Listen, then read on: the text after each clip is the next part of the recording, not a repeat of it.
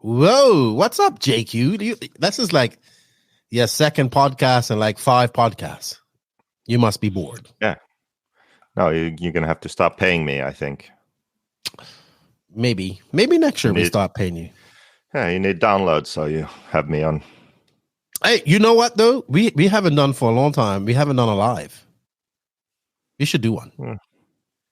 But it has to be like... if I'm mentally stable enough to do a live. Well, you are never mentally stable. So, I'm anxious like everybody else in the world. Anyway, you're now a vice champion of the E-buggy Euros because you're an E-buggy specialist. Where's your trophy? Show us your trophy. You're so proud of it. You and Bruno. Vice champion. Who was who beat you? Well, actually, the funny thing is that I completely forgot that 40 Plus exists or that I'm a part of it. So Jerome Sartell was actually in the same main as me, and it could have been fun to. That could have been like a goal to race towards, but I forgot. Well, story of your life. You forgetting. All right, JQ. You know what? We have the E-buggy Euros to talk about, so that's what this podcast is all going to be about. So I think we're going to just drop that intro, and I will see you to talk about that here shortly. All right? I mean, you are vice champion. Should have been full champion. Let Jerome Sartell beat you. That's the S-Rex guy, right? Yeah. Come on. He really is plus 40. Yeah, but I had him covered. You did send it. You did send it pretty... contests. So you my won personal massive jump contest. We should show that. So get that video so we can show it. But right now we're going to drop that intro.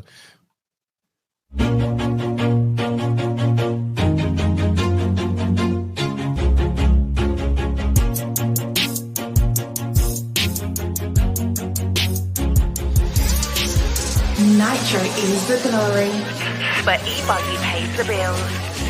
Welcome to the No Name RC podcast. Get ready for some serious bench racing. But be warned, we speak our minds, express our thoughts, and sometimes things can get a little rowdy.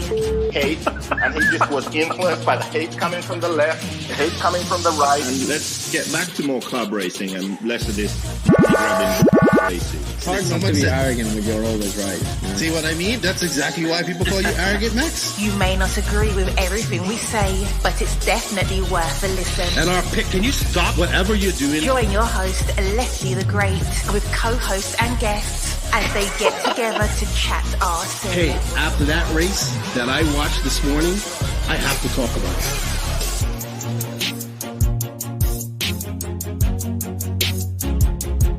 Go. $100 right here, $100 throw. Oh no! I like this.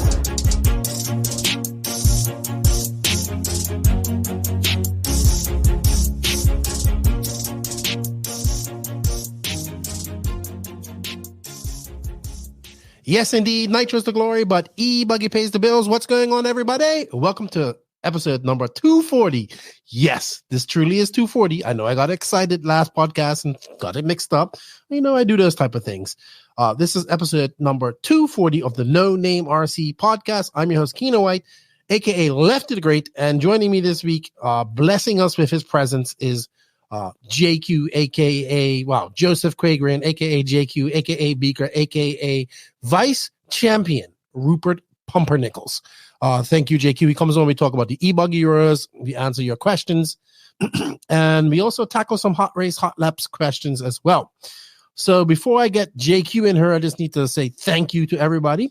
Thank you to everybody around the RC world. We greatly appreciate the support. Thank you to everybody that sent me some messages and support with the Nationals. It was truly great. Thank you to Live RC for having me there and being a part of that. It was truly an honor to do that. It was a very good experience. It was something that will go down in my memories of I got to call the Nationals, and it was a great Nationals, and even makes it a little bit more special with the somber, sad news that we got this past week as well, which I will touch on that in a second. But before I do that, I just need to say thank you to all you guys. Thank you to the NNRC squad. Thank you to everybody out there and the patrons that support us, YouTube members, people that send me these messages, man. Honestly, I enjoy talking to people. I enjoy the communication with people, and I'm still super. After 250 episodes, I'm still just as passionate about recording these podcasts. And here I am. I've been away from the track for like a weekend. I'm ready to go again this weekend. Like if they call me tomorrow, I'll be going tomorrow. But I am going to enjoy some time off. It does not look like I am going to a race until Wicked Weekend, which will be the end of July. We're actually going to be doing some. We got an announcement coming up about that to raise some money to get me there. And I appreciate it, man. I honestly do. I appreciate all you guys' support and all the love. Like when I go to these tracks and people show it, it really means a lot to me. So thank you. But also, we just say thank you. We have to say thank you. Don't forget to hit that like, notification, sub button. Leave a comment on YouTube. We definitely want to grow that. If you're listening to this podcast on an audio only, please leave a review. It helps us out. And if you wish to be a patron or YouTube member, links for that are in the written description. Those guys really help me out. Also, we have companies that advertise and support and sponsor the podcast. We have links for all of that in the written description. Some have affiliate links. Some have coupons that you can save some money. Some don't have anything. So if you do buy something from them, just let them know, hey, we heard about it on the No Name RC podcast. They are Invisible Speed, High Tech RC, Sun Pedal USA, Sidewinder Fuel, Hot Race Tires, MIchal, Beach RC, Techno RC, Clinic RC, Ignite Design RC, Racecraft USA. Shout out to my boy Dany Paz at WRCE, House of RC with Connie Swenson. Also, Call RC, we have some coupon code for them. Thank you for their support. And shout out to our drivers, David Ronafalk, Jared Tebow, Robert Badier, and Alexander Hagberg. So yeah, this is episode 240, guys. It's all about the EFRA E-buggy Euros that we had this past weekend. It was really good. But before we get into that, we do have some shout outs to shout out real quick. And then we have we don't have very good news. As you guys know, Kevin Jelich passed away this past Friday, I believe. So we'll talk about that in a second. But shout out to, everybody that supports us, man. We have some birthdays here. Let me go through them. I know it was TJ Broadley's birthday this past couple of days ago. I'm pretty sure that was pretty wild. I know TJ Bradley likes how to party. Shout out to my boy Colin Branch. Happy birthday to you. Brian Looper, happy birthday. This Champs Benoit, happy birthday. JP Signs, Marshall Patton, Robert Regal, Jeff Stacks, happy birthday to you. Scott Snellgrove, Cameron Tanner, Brock Champlin celebrated a birthday. Happy birthday to him. Coming up, Kevin Clark, aka Hobo, Jason Darlin, Brandon Paul, a couple of other birthdays here. Eric Lara, Louis Petts, Feliz Cumpleaños. Taylor Wonders celebrated a birthday up in the Pacific Northwest. Shout out to Joey Montiel, happy birthday. Not sure if he's racing still, him and his son. Caitlin, of Wally's girlfriend, she celebrates her birthday today as I'm recording this. Shout out to my good friend and NASCAR truck crew chief and RC enthusiast Dany Stockman. Good luck to wherever you're racing this weekend, good buddy. I know you want to be at the RC track. Hopefully I'll see you soon, maybe at Wicked Weekend. Joshua Dickerson, happy birthday. And a special shout out to Truggy's #1 fan and who's become a really good friend of mine. But he's now going to have to change his name from Truganeer to Bruganeer. Charlie Mack, man. Happy birthday to you, Charlie. Happy birthday. And wish you many more, man. And I know you are the biggest fan of Truggy, but it's now called Bruggy again. As Keith Henry would say. Keith David, sorry. It's now called Truggy. It's now called Bruggy, Charlie Mack. I don't know if that really imitated Keith David, but I tried my best. So thank you to that. So in some somber news, as you guys know, this actually hit me really, really hard because I just met this gentleman this past weekend at the Nationals. He was very quiet, very well spoken. He built a beautiful track there with a great surface. Everybody was asking if it was sealed with this way, and he was adamant. He said, no, it's not sealed. And even just talking to other people in the North California community, they spoke so highly of this man. His name Kevin Jelich. He worked for A-Main Hobbies. He built their tracks there. So he passed away like a week after the Nationals. I'm not sure on his circumstances or how he passed away, but he did. And it's unfortunate because I just literally saw this gentleman here, got to know him, did an interview with him, which I'm going to play her for Live RC. And then he passed away. I was just like, I couldn't believe it. So yeah, it's unfortunate. I think this is the second person that the NorCal community has lost in a month. Another gentleman who was up there, he passed away just after a race. So my condolences go out to all of the RC community up there in NorCal, all of the A-Main family, because I know they're very close-knit. I everybody was hit with surprise. And man, I'm glad I got to meet this gentleman because for many years I heard so many good things about him. Barry Baker actually did a very touching Facebook post towards him. He's known him for many years, and it's a shame, man. This is like the third person I know in less than a month and a half that's passed away, and it's really a shame to see this, man. But may you rest in peace, Kevin Jelich. It was a pleasure to get to know you. It was a pleasure to do this interview with you, and just remember when he would be walking around, he would always ask me how I'm doing. He always seemed to be happy that people were doing well. And here's the interview with him that I did during the Raw Nationals with Live RC. This belongs to Live RC, and I just wanted to play this as in honor of Kevin because it seems like another great dude gone too soon. All right, we're here with Kevin Jelich, the man who designed this beautiful piece of dirt art. Beautiful track, man. Thank you. Very jumpy, super crossy. When you build a track like this, what do you, as you're building it, do you make any plans or what do you try to do? I try to envision building a layout that's going to race real well, create good passing, be fun for the drivers to like drive and like feel like they're really getting around the track and hustling the car. So I really try to make it as fun as possible, as racy as possible, and as like good in conditions as possible. Yeah, I mean, the surface is holding up nice. It's super grippy. It's not breaking up. I know you have your secrets. A lot of people have been asking if you're sealing it or whatnot, but I'm telling everybody it's just compaction and water. No, it's a good old-fashioned sweat labor. We've been working hard. We do a lot of water press. We have the best track crew here in Chico. All the guys on the track crew, they understand the process. We got a good team. We all work well together, and we all kind of like think for each other, and we all really like make the track come together and really good and be like as best as possible. And we use no sugar, no sealer, and basically get it as good as possible. Yeah. The aggregate seems pretty good too. It seems to be holding together. It has a wide line. It's dusty, but it's still got a wide line. There's been no watering, no blowing off today. It's been great. Yeah, that's a sign of the good work, I think. When you got a track that you don't have to go out and maintenance it, it has a race crew. Now, the good thing about it is like you get the dust on the outside. So if you get off the line, it creates passing opportunities. So if I go out there and blow it every time, it's going to be just a super good track, and everyone's going to get around the track real good. But I like to let it race. I let it groove normally, be a normal racetrack, and create good passing opportunities and good racing opportunities for drivers. Yeah, I love how you incorporated the oval. That looks great. It's like, a little bit of Daytona or Talladega. The pit lane has been a big discussion today, but it hasn't been too bad so far. Yeah, it's working out. I'm not disappointed with it. It slows people down. What was your decision to make the pit lane like that? So guys that wanted to do fuel mileage, it's going to be, I believe, a 60-minute main event.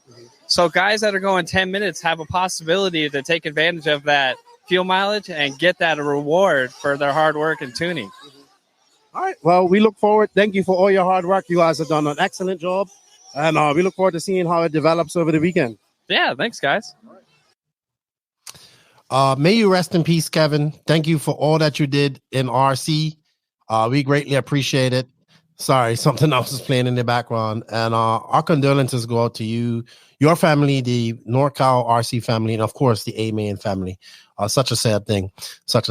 Also, I don't know if they've started a GoFund for him yet, or if they are going to do that. If they do, I will share that for you. Also, I just wanted to share that RIP to Jeff Berlin, who passed away about 2 weeks ago. They do have a GoFund for him, trying to raise some money for him. Another RC friend of mine, Stu Trotter, who was Ryder Trotter's dad, passed away also about a month and a half ago.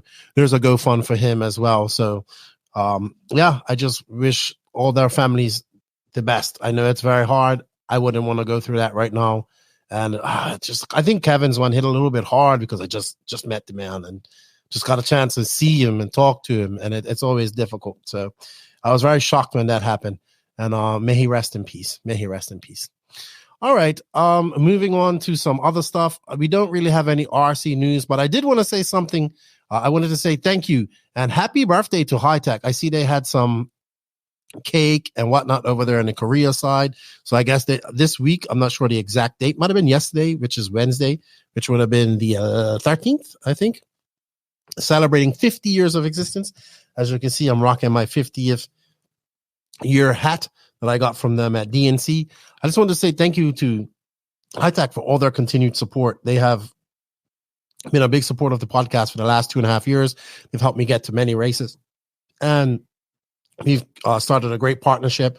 I appreciate that. And to Mike Mayberry, Suze, everybody there, they're doing some great social media stuff as well.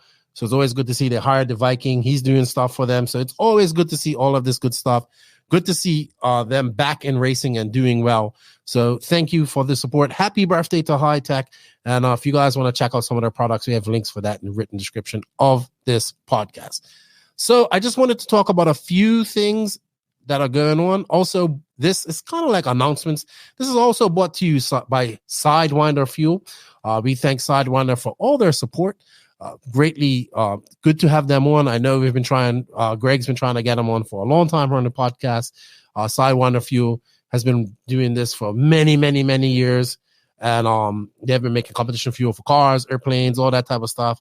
So it's great to have them on Morgan Fuels. Thank you to Fred for his support at Sidewinder. We greatly appreciate that as well. So one big announcement is coming up. Obviously, we have Visions race this weekend. I'm looking forward to that. Just saw that they released the track, so they made it a little bit bigger. The invite, I know Ryan Lutz had to pull out, so I'm not sure who's going to take his place, but I am looking forward to the coverage that they do. I hope that they have Ken Stout in there again, because I think he did a really good job. I'm not sure about the invite section of it. Sorry, not just the regular entries. Not sure how many people going, but a few people have talked about going, so that's good to see. I wish everybody the best. I hope everybody has fun up there, and I hope and I pray that this brings the exposure that we want for RC as well. It'll be really good to see. So I hope that goes off well for everybody, Live RC, everybody involved. I really appreciate what they're doing and how hard it is. The track looks great. Track looks pretty good.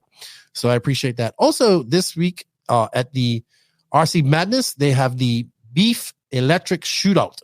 Now, Techno donated, and I believe Ryan Mayfield and J Concepts, everybody got together, Hobby Wing, ProTech, they put together a replica Techno E-buggy of Ryan Mayfield's right down to the paint.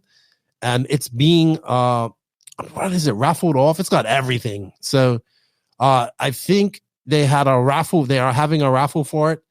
And it's the Beef Electric Shootout. Now, this race is being put on by a gentleman, Mark Corto, I believe is his name. Him and Tom Bishop are putting on this race. So Mark apparently was injured and left paralyzed by a drunk driving incident 2 years ago, and he's been into RC. So he had this idea that the raffle from this car would go towards the paralyzed veterans in need. So basically all proceeds go to veterans that come home paralyzed and helping out to, help them with their medical expenses or whatever they may need it from. So they're having the race this June the 18th at RC Madness at their 8-scale track. All funds from the race will also be donated by Beef to the veterans as well. It's really a great initiative. My buddy was telling me about this. He hit me to this. They're doing a lot of good things up there at RC Madness. Been around for so long, like 35 plus years, I believe, in existence. So always good to see this. Good luck to the fundraiser. I hope they make a lot of money and it helps support veterans over there. I really do. Good job. But yeah, this weekend, Visions race will be on. Looking forward to that. I'll be watching that. Then coming up the following weekend, we have the NXC Grand Prix in Denmark, where I think next weekend will be the Italian race at Gusago. That's Mal's race. He's trying to get me out there, but I just don't think it's going to happen. They will have coverage. It's next weekend. All the top European guys are going to be there. Angaro, all that stuff. Whatnot. I did talk to Angaro, and he said after the Italian race, he'll come on the podcast. So I'm looking forward to that. Then we have the NXC race in Denmark, which will have coverage as well. Some top guys are going to that. We have the Raw 8-scale electric off-road nationals at CRC. They are coming up on July 20th to 23rd. We have the EFRA off-road championships, 10-scale off-road championships, July 17th to 22nd in the Netherlands. We have the EFRA large-scale touring car championships, the 17th to the 20th. So we have like 2 EFRA championships on the same weekend in the Netherlands. Or maybe that's wrong. Nope, both in the Netherlands. Look, ain't that something? They're both having 2 EFRA events in Netherlands. 1 5th scale. I love large-scale touring. I'll be watching that. The 8-scale on-road championships, EFRA's right now booming. We just had the E-buggy Nats, E-buggy Euros, so that's all booming right now. Summertime's the time for racing in Europe. We have the 10-scale touring car championships. We have Scotty Ernst UK Showdown coming up. Of course, we have the EFRA 8-scale off-road championships coming up in August 29th to September. I really want to go to that. The E-buggy Cup, and then, of course, the 10-scale Worlds is coming up as well. Wicked Weekend's coming up at the end of July. It looks like I'll be there doing commentating and interviews and all that stuff with Dany. Looking forward to that. Looking forward to seeing all my Southeast RC community.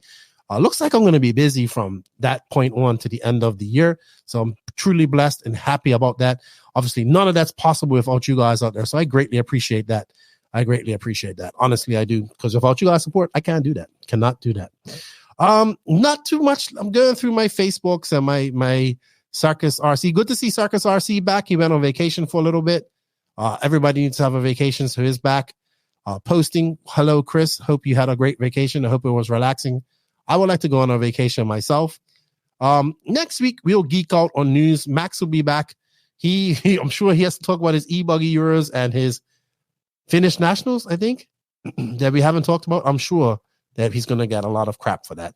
But Max went to the Euros. He'll be back next week. JQ joined us this week. We have a cool guest next week already lined up too. He was very involved in RC, making documentaries and stuff like that. And it's going to be interesting to pick his brain and find out what happened and what he saw over the years of making documentaries and whatnot. So maybe you guessed who it is, but we'll be recording with him this week. So I'll be recording with him this week. Patrons will probably get early release of just that interview next week sometime. So stay tuned. See if you can guess who our guest is next week. And then hopefully the weekend after that, I'll finally get him. I'll finally get the Italian stallion, 2-time world champion, Davide Angari. So lots of things planned. I'm home for about a month and a half, almost 2 months now. There's possibility that a race might come up, but I'm kind of home. I'm going to be enjoying RC. It's super hot here in the DR, so it's boat time. I got that big monster to get in the water. Got to get some parts for my Blue Cat to get it running. So that's the plans, as well as my techno truck. I'm gonna do all my RC projects this next month and a half, because I know after that I'm gonna be super busy. And honestly, man, just none of that is possible without the support from you guys. So thank you to Off-Road RC Racer as well. Really enjoying my whatever these are called. I forgot. I don't know. Keeping drinks cool or hot glasses. With that said, I think we're just going to go right into the E-buggy recap with JQ. I want to thank Techno RC for their continued support. I wish them all the luck at Visions this weekend. They won it last year. Can the Wizard, Jared Wiggins, repeat? I don't know. We'll see. Jared Tebow's on fire. Mayfield has something to prove. Tasman has something to prove. I'll be looking forward to the Visions race this weekend. I wish them all the luck. Thank you, Techno RC, for all their support. And we go to JQ. We're going to talk about the E-buggy Euros here. Techno RC. Techno RC is a championship-winning manufacturer of high-performance 8-scale, 10-scale, nitro, and electric RC buggies and trucks. With a worldwide dealer network, USA and Europe-based headquarters, comprehensive warranty program, and global race support, Techno RC is excellence in RC. View the full lineup of Techno RC race-proven vehicles by visiting www.technorc.com. Thank you to Techno RC for their continued support. And joining me in the virtual studio is the man whose head's shrinking, which is unbelievable because he has such a big head. Vice champion of the E-buggy Euros, E-buggy specialist himself, otherwise known as Joseph Quagrain, JQ Beaker, and Rupert Pumpernickles. What's up, dude? Well, what's up? What's going on? I just want to share this.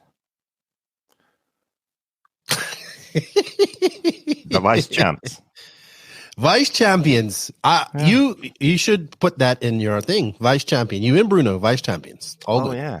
So I was disappointed at first, but then I remembered that I'm actually a vice champion. So I was really happy then. This is a funny picture. I literally chased Bruno down. He was running away. I have a video of that. I was chasing him as they were leaving just to get this picture. I'm sure he was running from you because he was running from me. You're an idiot. You're so much taller than him. I forgot how, you are pretty tall and he's not that tall.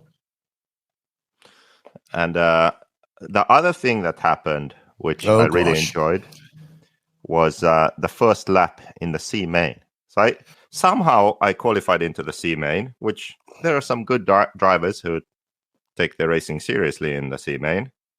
So I was kind of happy about that because my preparation for this consisted of 1.5 packs of running.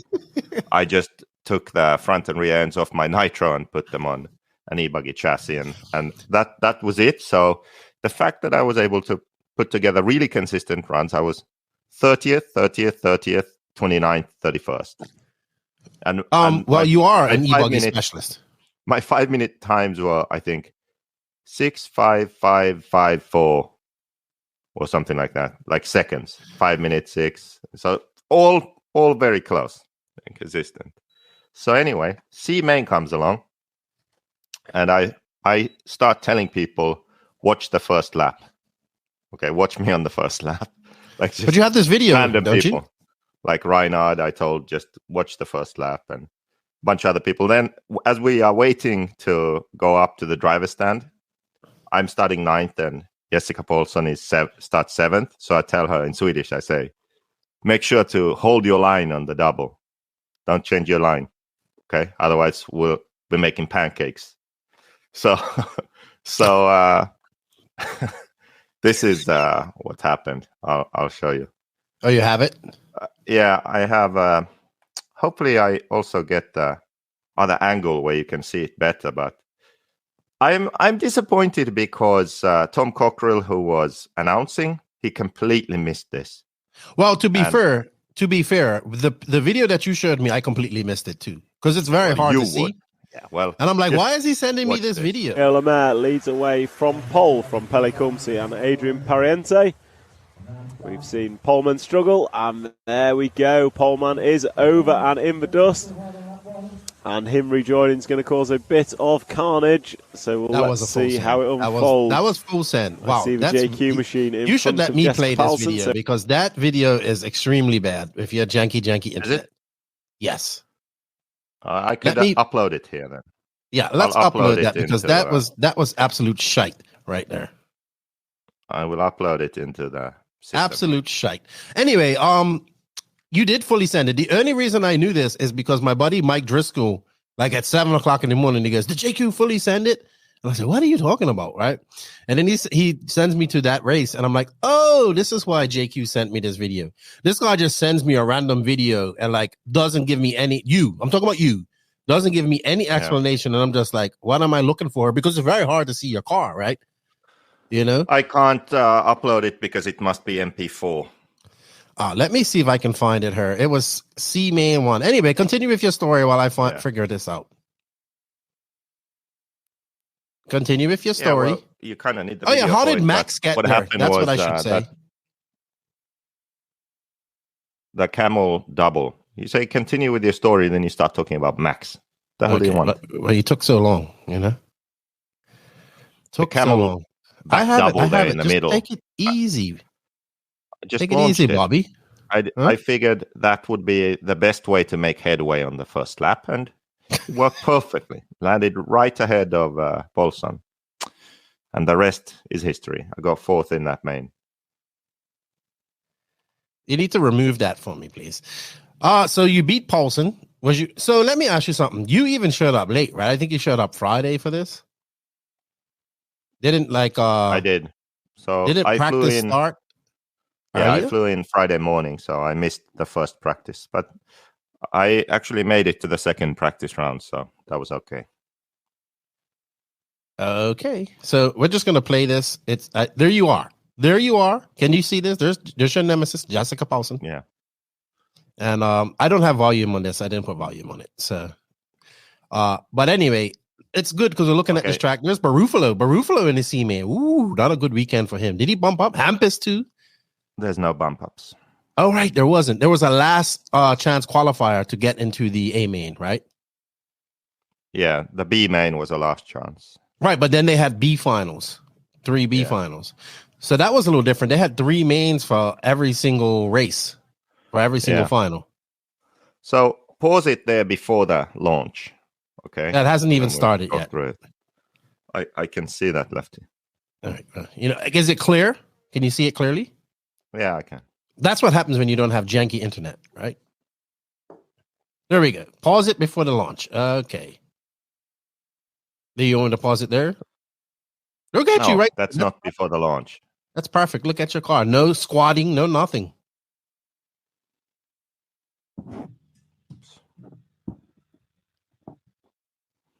All right, there you are. I see you right there. Yeah, so I'm going to triple and then play it a bit further. Should we slow it down? Yeah, let's slow it down. Yeah, okay, let's do that. Let's slow it down a touch. Half speed. Okay. Well. There you are. Okay, so now I'm doing the triple back there. I land, I passed one car, and now I'm going to launch. There you see. I launched. Now watch the shadow. Now watch the shadow on the track. Do you see the shadow? Yes. Dude, Boom. You sent it. I sent it. I passed 3 cars there. Thomas that was awesome. It looks like, and Bolson. That was dialed. You sent that, zero responsibility. You know what? That is the 4th time you have made me proud this year. 4 times. That was fun. Let's see it in real time. The issue, of course, was that heading up to that double, there can't be anyone in front of me. Now, I saw that Jessica was in front of me, but I just guesstimated that she will make it over the jump before I'm there. Mm-hmm.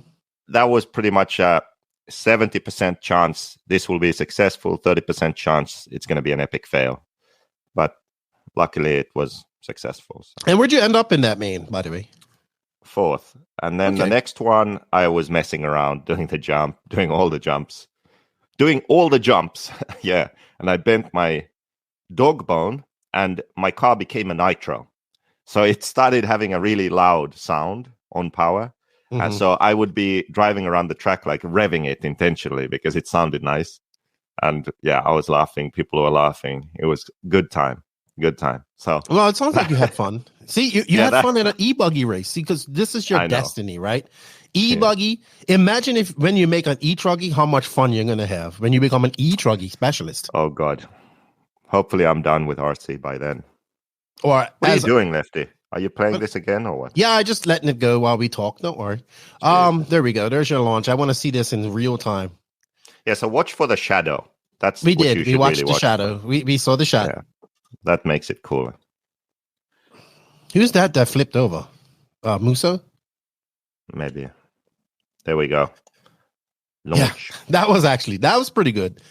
That was really good, actually. And you being an E-buggy specialist, you done pretty well. So, good stuff, JQ. We talked about your ascend. Now we can talk about the rest of the race, okay? Yeah, we got the vice championship out of the way. That's good.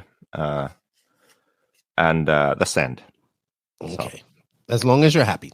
But thanks for coming on, JQ. It's good to have you on. You made the trip to the E-buggy. Tell us a little bit about where this track is. It's called Rainmans, or used to be called Rainmans, or something like that. Rainmans or something? Rhein-Main.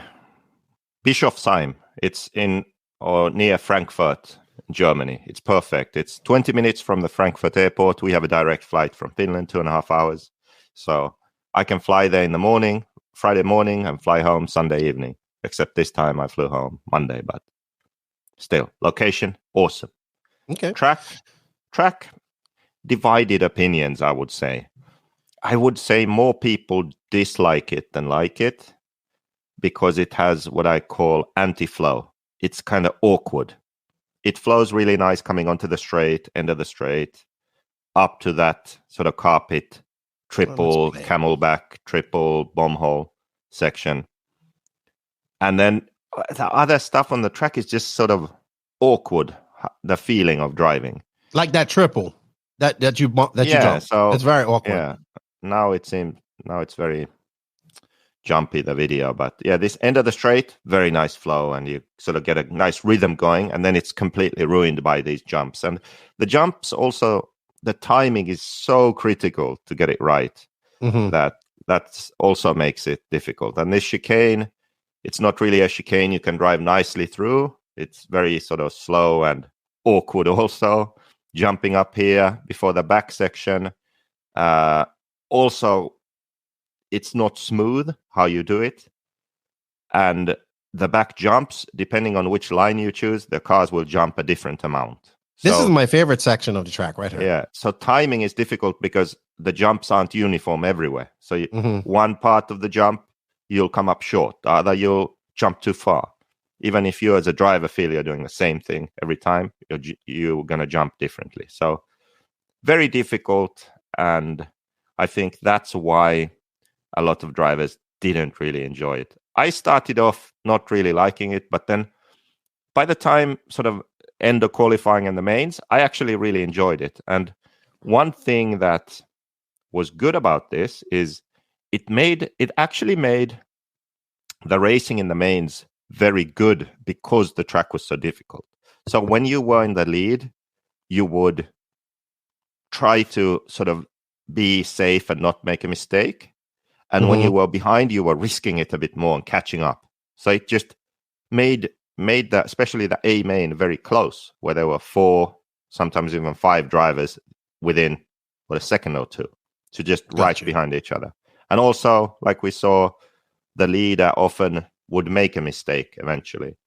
So if they got away from the pack, they would make a mistake and be right there again. So the difficulty of the track actually made for better racing, in my opinion. Well, it also looks like the landings for the jumps are very short, right? So especially on the triple, so you have to be super precise. And I saw during the finals look, we just on the B, man, there's Robert.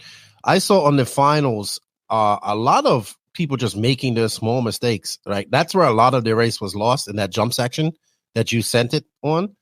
So this is actually A1, which I haven't watched yet. So I'm going to just put it up here. By the way, all of this is courtesy of RC Racing TV. If you want to check it out, you can go check out the full stream on their YouTube. They have a couple of thousand, not thousands, but they have a lot of hours of content there. Shout out to RC Racing TV and all their hard work that they do, bringing us the EFRA Euros. Hopefully I'll be at the Nitro Euros, JQ. I thought you were supposed to be working on that with the boulders and all that there. Who wants left to go to the Nitro Euros? Raise your hand. I do. Anyway, also that this track hasn't changed, right? It's kind of the same. They don't change anything. Yeah, it has actually. It did. What did they change from the warm-up, I should say? I mean, not from the warm-up, but okay. Since I was there last, which was, I think, just before COVID, the middle section is all different. Basically, the clay sections are different. The carpeted jump sections are the same. Okay. So and that's all of this oil mixture out there on that track? Sorry? I don't know what it is, actually. I never asked. Is it slippery? Tell us about that black section. Is it slippery? Is it grippy? What is it? It looks like oil, to be honest. I would say it's kind of medium grip, slippery to medium grip. The cars would slide. Okay. Tire choice affects that, but it definitely wasn't like high grip. You know, it wasn't an issue. The cars would slide on the clay and then grip on the carpet, which also adds to the sort of awkwardness of the track. Yeah, here we see Bruno Coelho from Borak, from Orlowski, the 3 fastest guys all weekend. And Ironic, who is, I met him at the Worlds. Now, this is like his home track, I believe. This is also like a track that the Killex have visited a lot. It's not their home track. It's actually kind of far for them, I believe. But Ronick is... Oh, yeah, but come on. They've been there a lot. They like to say that they don't run there. I call bullshit. So let's put it this way. If you think that... there's no home track advantage or anything. It's the same for everyone. You know, people like to say that often, like, oh, it's the same for everyone. But didn't you say that about the Worlds? Yeah, but listen. Okay. Who won? Did a German driver who has been there a lot win? No, MIchal Orlowski from Poland won, right? Who TQ'd? Portuguese Bruno Coelho. Okay? Those are facts. You can't argue with facts. But it's also a fucking fact that in the top 5, there were sometimes 4 Germans. Okay? When does that happen? I'm sorry. When was the last time you had 4 out of 5, or even more commonly 3 out of 5? Are we considering Germans the Jelich Germans? in the top 5? I thought they were from Turkey. I thought they said they wanted. No, they're of Turkish descent. I think they run Turkish flags. They were born in Germany, raised in Germany, raised for Germany. Okay. So yes, I would say Turkish, that German, it's not whatever. very. Maybe 10 years ago we would have seen Newman competitive her. 5-6 years ago. Yeah, but so clearly there is some advantage to have local knowledge of the track, especially with it being so difficult. So just want to put that out. Also, I wouldn't like Aaron Ronick. I like him. He's good. He's a decent driver, right? But not finishing 4th at the E-buggy Euros. Or even Max Gotzel, who's a very good driver. He's in the main and he's doing well. And then you saw people like Canas, who won this last year, who I can't remember where he finished. Let's just Canas, Ongaro, and Ronafalk, who just had probably the worst E-buggy Euros they've had, right? So, yeah, definitely. Well, I think they were the only 3 who didn't go to the warm-up or to practice at the track before. Götzel is from Czech Republic, so he isn't from there, but I guess X-Ray team did spend some time there at the warm-up and practicing after, so yeah. All right. So let's talk about this a little bit more. So Bruno goes in. He's your TQ. Surprised at that at all? No, didn't he TQ the warm up too? Yeah, I believe he so. was up there at least. So no, not really. Killex, I would say that I'm not Barkan. I was surprised that Barkan wasn't as fast as Burak at this race because I could. I was expecting it to be like Killick, Coelho type of thing, but Barkan actually finished 9th. So what was the tire of choice for most guys out there, JQ? Like the hot race guys were on Sahara. Well, hot race guys ran Clay Sahara, and Sismic ran whatever their purple is. I don't know. They ran that small pin, Magma, or what was it? The one I ran also. I can't remember now. I can't remember the name, but the one that looks sort of similar idea, bar tire like the Sahara. And then Ronnefalk and Ongara were running Matrix, so they also ran their tire that looks like sort of bar tire Sahara type. There's Coelho. That's another spot that I saw people. Sorry. That small triple looks like it's so easy, but I saw a lot of people make mistakes there. Yeah, so whatever tire you were running, the bar type tire, synthetic compound, clay compound, that's what people were running. And I actually compared tires. So in the C main, I ran a different brand in each main. I kept my car the same. I just changed tires just to see the difference. So early on, I had started in practice with hot race, but there weren't enough tires to go around. So then I switched to Sismic, and I was actually really happy with that. But then for the mains, I wanted to try different tires to see the difference. So the first C main, I ran the Sismic, the bar type tire, purple compound, and that was like my base. I knew how that felt. In the second main, I ran the Matrix. Not sure what the compound was, but it was also the bar type tire. And I noticed that on the clay sections, the car was looser. But it was the kind of loose where maybe if I adjusted my car, I'd be okay. But then on the stones, it was clearly a lot looser than the Sismic, and I don't think just setup would have cured that. And then on the carpet, both were about the same. They were kind of grabby. You had to be quite careful on the carpet sections, I would say. So at that point, I would say, yeah, Sismic was definitely better because it was so much better on the dirt and the stone corner. Carpet was about the same. Then for the last main, I ran Clay Sahara. so hot race. And I would say that it was between Seismic and Matrix, so on the clay. I had not quite as much grip as with the Seismic, but more than with the Matrix, and also more than Matrix on the stone section. But then the biggest difference with the hot race was on the carpet, it was easier to drive. It wouldn't catch as much, and I didn't have to be as careful. Okay. So again, there I would say that if I had run hot race instead of Seismic, I would have maybe adjusted my car a bit to get a bit more grip on the dirt. But with it being better on the carpet, it would have been a really good choice too. So yeah, so it was interesting to see the difference there between the different tires, and it's just something where I always get reminded that going to these big events where we have to fly in and where it's a championship event, everyone wants to do as well as possible. Not having a control tire is really not ideal, because there are so many choices, so many compounds and treads and everything. You can only bring a limited amount. Normally, you don't bring the one that then ends up being the tire. And normally, you can't get it at the race either. It just makes racing too expensive, difficult, and unfair. So I'm not talking about the very top guys. I'm talking about everyone below that who still spends their own money, goes racing, and wants to do as well as possible. It's just, it really is very difficult to do. Yeah, so. I know you've talked about this quite often, about having a spec tire. I know 8 scale is like the only class that has open tire at any national Euros or Worlds event.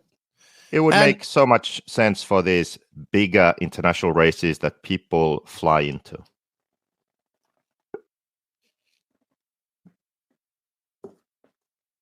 So we both took a drink of coffee at the same time. All right, so talking about changes to your car, on this is like a really typical type of Euro style track. We have mixed surfaces. We have Astro. We have some sort of oil clay surface. We see some bricks there. So this is very traditionally European. Kind of the jumps to kind of European too. Like if you think about it back in the old school way. What type of adjustments are you making in your car with an E-buggy to get it to work here? Well, I'm sort of experimenting at the moment. I'm running a very different setup to what I would normally run, and I want to run it everywhere just to sort of see the pros and cons of it. So I'm running very low caster, low KPI, so very more aggressive front end, I would say. The MIchael's front end is very neutral as stock. So when I say very aggressive, it's still not as aggressive as some others, like Kyosho, for example. But for a MIchal, it's a very aggressive front end. Then I'm also running more offset on the rear, which gives more rotation in the corner. So the rear is also aggressive. And that's what I ran here. Now, you might think it's not the best for a track like this. It's very difficult and edgy and carpet sections. But I was surprised to see that I could get around the track quite well already in the first practice. So I stuck with it and just made small adjustments. I would say the biggest thing on this track was, once again, anti-roll bars. So what I saw was some drivers ran very hard roll bars, like 2.8 front, 2.8 rear, or 3 rear, or like super thick roll bars because of the high grip. And then what we did with MIchal, we ran sort of normal, 2.3 front, 2.5 rear. And I'm actually curious to know what roll bars Orlowski ran. I just messaged to see if we'll get a reply during this podcast. But the thing, for example, with Bruno, so the same thing happened last year. He TQ'd, he was fast, but then when he had to race other people, he would make mistakes.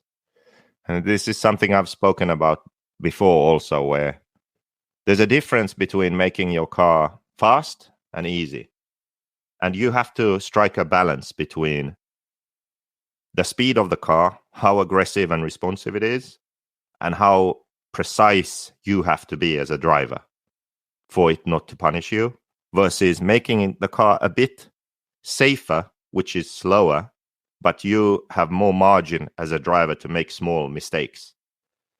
I don't mean mistakes as in crashing. I mean mistakes as in braking too late, too hard, or getting on throttle too early, too hard, or like small input errors, which would punish you with a very fast car, but you can get away with them with an easier car. And so last year and this year also, what would happen is Bruno would be in the lead and he would crash. And often the crashes would just come out of nowhere.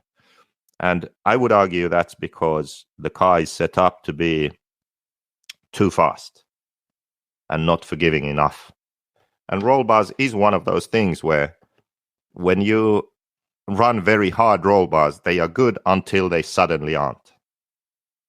And that's why on a very high grip track like this, when you run softer roll bars and make other changes to the car to stiffen it up, the car is more forgiving and should lead to less mistakes.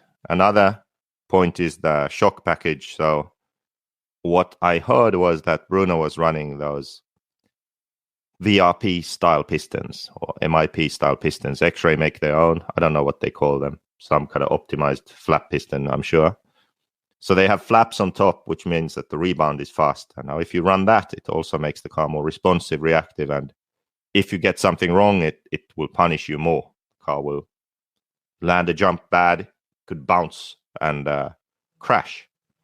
And that's basically the kind of mistakes we saw from Bruno in the main. So basically, to conclude, I would say that the focus on a track like this, in my opinion, should be to make the car consistent, forgiving, and safe, and work and sort of work on your driving to get the speed out of it. Of course, you have to have enough steering and grip and all of those things. The car can't be like super stable and slow, but if you have to choose a direction to go fast or slow, I mean fast or easy, you should choose easy on a track like this. That's my opinion. I always remember something you said that Hara told you, right? That on these high traction tracks like this, or tracks like, especially with like that carpet and stuff like that, you want the car like a lot of people go to those heavier roll bars, stiffer suspension, all that type of stuff. But you said he wants the car to go into the corners, to hug the corners, not, and also I think it also gives you that time to catch it when it does break loose, right?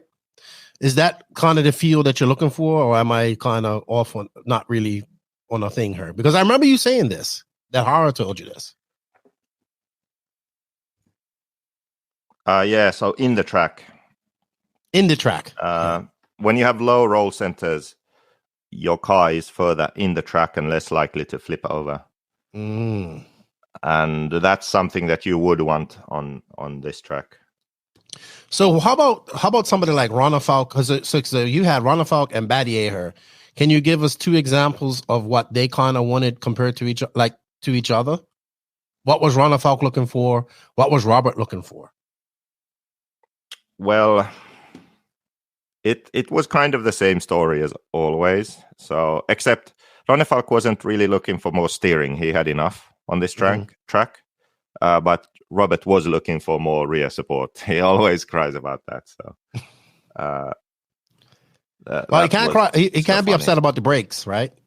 No, he can't be upset about the brakes, but he was upset about his speed control and the feeling, and was adjusting. Okay, but that's something that you can't control. Yeah, I can't. I think that's in just 1 second. I think that's just a general concern for many people. Many of these top pro guys with E-buggy, right? They can't get the feel that they want. I think they wanted to feel like a nitro car. Hence why Drake was always running that techno clutch or a clutch on his E-buggy.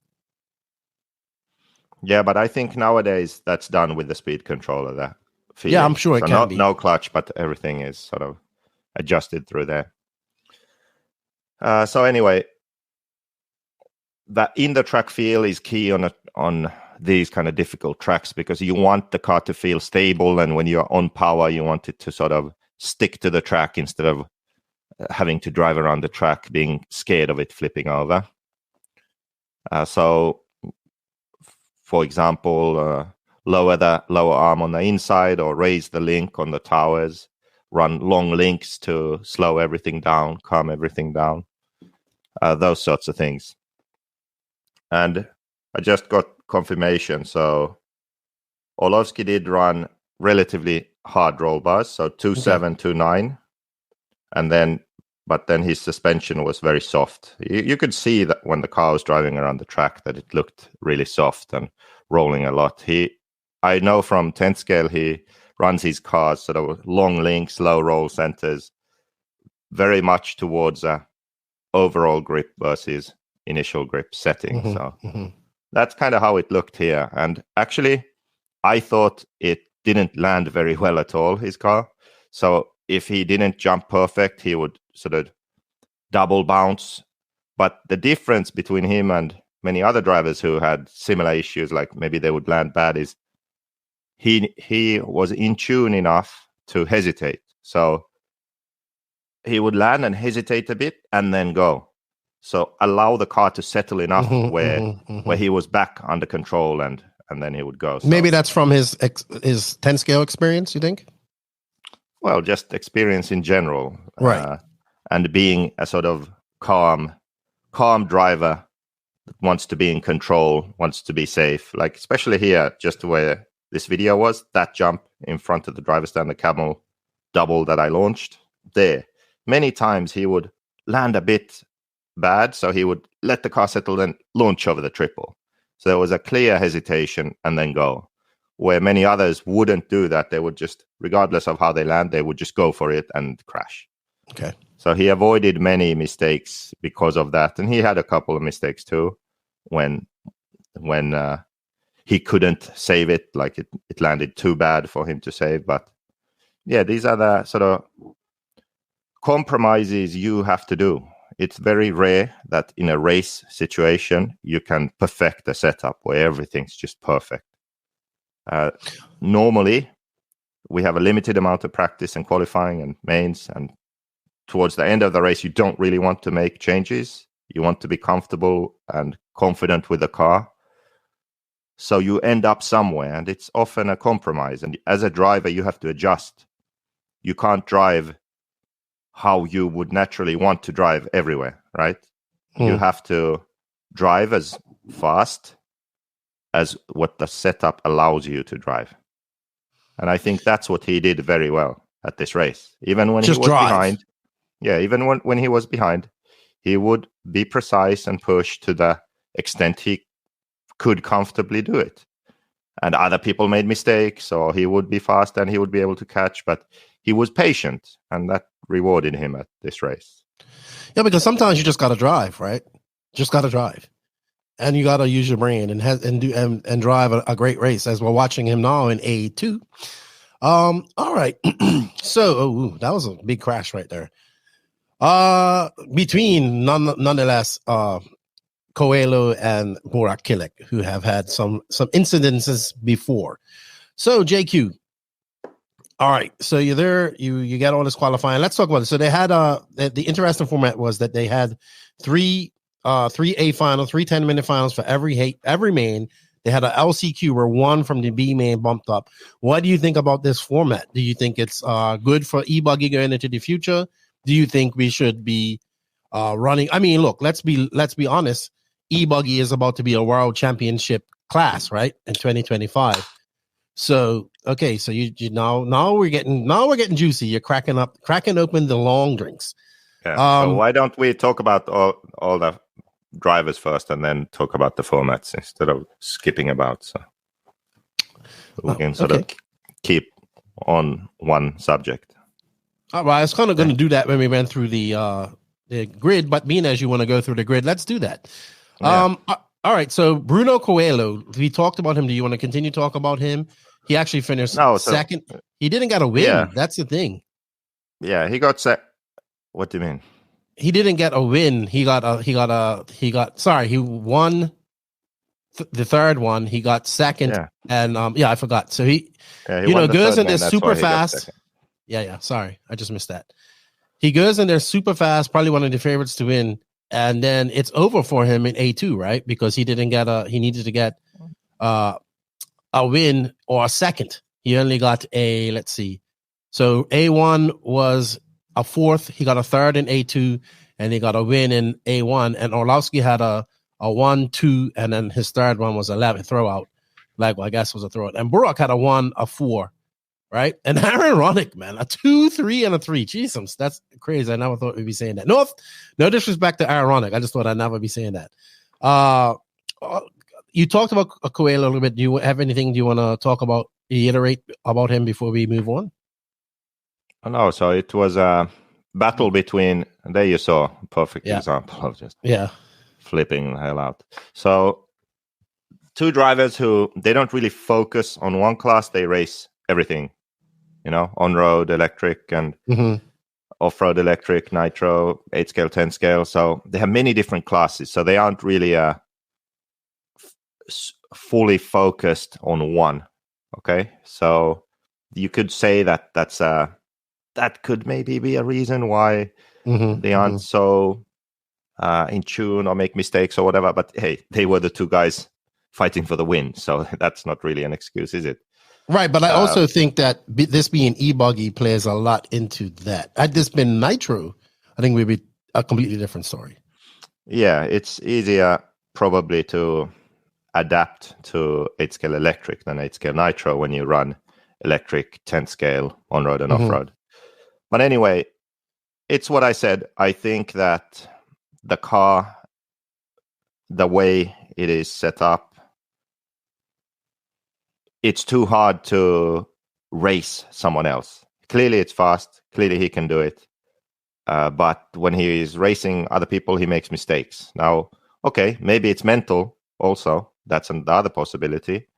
Maybe he gets in his own head somehow and just starts making mistakes in mains versus when he's in qualifying and he's just doing laps. I don't know. So either it's mental or then it's the way the car is set up where it's a bit too difficult and not forgiving enough. Could be. Okay, Orlowski, moving on. We also already talked about his driving and that. So let's go on to Burak because he finished third. He could have won this. Yes. So the last main decided the race. Going into the last main, the situation was that as long as Burak wasn't first or second, then Orlowski would win. And if Orlowski won, then he would win. So for Orlowski, it was a good situation, really, because he just needed to beat Burak or have Burak beat himself. Yeah, so it was sort of much easier for him to go into that last main, I'm sure. But I would say that main, there's a lot of lessons we can draw from that. Well, we'll wait for that because that's something that I think is going to take a whole 10 minutes to talk about the deciding factor. Let's go through the drivers and then we'll go to that. Why? Separately. Huh? Why? Because it's something that we're going to geek out on, and then we're not, you know. Okay, we're going to talk about Burak last.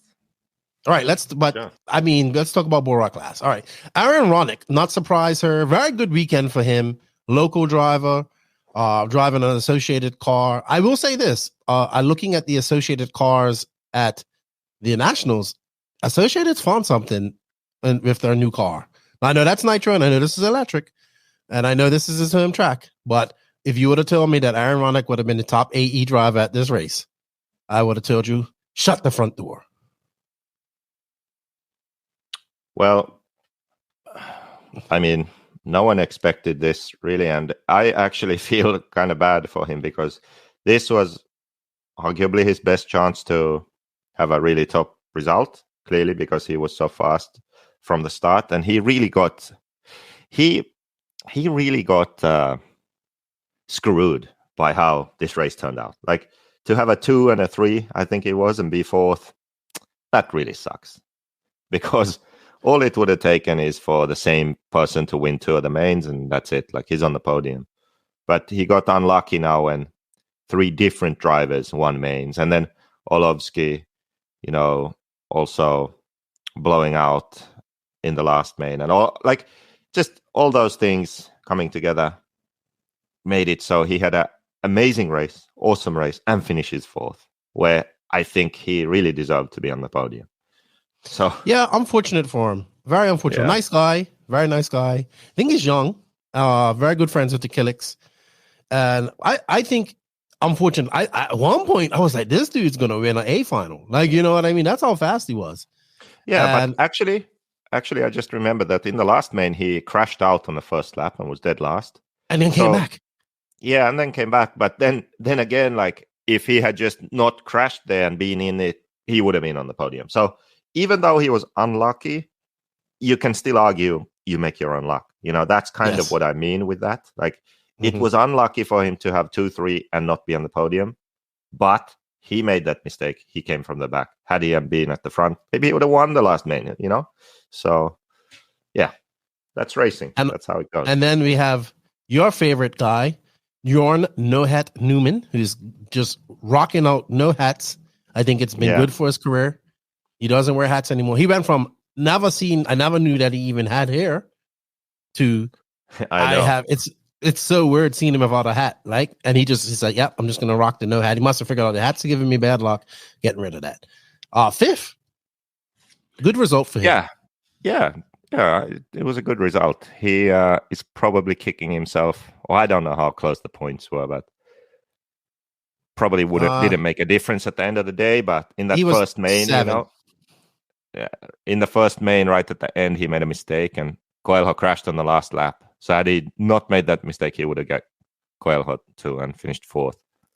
But he was right there. He was like just a smidge off those other guys. You know, he could do the fast lap, but just consistently be there. He was just a bit off, but still like clearly faster than everyone else. So it was a really strong race for him. Yeah, and also top S-Works driver, because then we go S-Works. JCC, last year's champion. Unfortunately, not this year. Just not a good weekend for him. He had a 5, a 7, and an 8. His best performance coming in 8-2. But this is kind of, these are the Nitro guys we're getting into, strictly Nitro guys. So it was him, Boots, Ongaro, Barkan. So but let's talk about JCC and Elliott Boots. I think neither of them were happy with a 6 and a 7. Others might think, oh, that's a good result. Not for those guys. No, they want to win. Canas didn't go for the warm-up or practice, so he was the best person who hadn't been there before. Boots was there, but I don't know. Boots... what is going on with Boots? Boots should be better than he is, so I don't know if it's just sort of lack of motivation, that he doesn't really practice or care as much anymore. Is that it? Or what? Because it's like before he was one of those super punched, super fast guys. And now he's just not that guy anymore. I don't know another way of saying it. Like, okay, it's good. Yeah, you make the main, you finish 7th at the Euros. Yeah, but it's not like he was never in a position to fight for the podium or a win or anything. Like, the pace just wasn't there. So why is that? If you're paid professional, then you should be there fighting for the win, not like just making mains. And I think he should be able to do that. He has done that before. 2-time European champion. So I don't know what the issue is. Maybe I don't know how old he is, but I know, being married, having a kid. I believe they're married, right? Well, having a new kid, new baby, about 2 years old. Living in Italy now, working for Reds. I think he works for Reds, correct? Right? If I'm off, yeah. Maybe the traveling part and being an professional RC racer has lost its appeal to him, and is more focused on, hey, let's be focused on what Reds is doing. That's just my thought. Not saying that but I get what you mean. Like, he used to be this guy that you would think could win or be a top 3. I mean, in 2019, he won Silver State, right? So, I don't know what's going to happen with Boots in the future. I know he has a pretty his future in RC is kind of cemented because he's obviously with the Rossi family. But maybe that's made him comfortable, and maybe he's understanding that I don't have to go out there and win all the time. I don't know. But still, I think he's young enough to able to go out there and still be very competitive. So I don't know what's going on with Bootsy. But it's a shame because he was very fast, and he still is. And I think he just needs to probably refocus a little bit. And I like Boots, so I hope he does. Davide, man, 8th. So Davide there, but he didn't, he just didn't show up. And I asked you about this, and you said you believe that that it had to do with the style of track for him, not his style of track, because Davide will not be happy with his result. So he finished 8th. He had a 6th. His best result was a 6th in A1. He had a 9 in A3 and a 10 in A2. You was there. What was your opinion of the 2-time world champion Davide Angaru? Yeah, and the reason I said that was that he sort of flows around the track. That's why he is fast when he can carry corner speed, and this wasn't really a track like that. So that's why it's not really his style. Also, he didn't go to the warm-up or practice. So, yeah. And I tried those 3 tires, and the ones he ran were the loosest. Mm-hmm. So that might also be one contributing factor. I'm sure he wasn't, excited about that. He wants to fight for the win, not finish. Where did you say? 9th? Yep. 8th. 8th. So, yeah. But even if everything had been great, that's not really his kind of track. You don't think he would have won this? I didn't have him in this either. I thought I thought Juan Carlos Canas would win this, to be honest, because just the way he looked at IBC and is on great form. Okay, I think the most shocking or one of the Killix, to be honest, was Barkan. I expected Barkan. He finished in 9th. He had a 5, 11, and a 13. I know he broke because he must have broken A2, but I was expecting this to be like either 2 Killix in the top 3, 1 Killick winning, and like Barkan right behind him. But unfortunately, not his weekend either. Yeah, I think kind of nerves got the best of him. Normally, he's the chill one that doesn't really care, but I think that this weekend he struggled just sort of with his mental side and mental focus, and that he didn't really perform at his best. And he also sort of gave up in some final, just pulled off the track and this kind of stuff. So I think it was more sort of a mental breakdown than anything. Okay, I could understand that, and you are correct. Usually, it's Burak who puts the pressure on himself, right? And Barkan just usually kind of goes into this free-willed and not so much pressure. Max Gotzel, I didn't expect him to be in this, but I think a 10th at this is good for him. He's no slouch. Max is pretty good. He's young, X-ray guy. So I would say he's happy that he made the main and didn't finish last.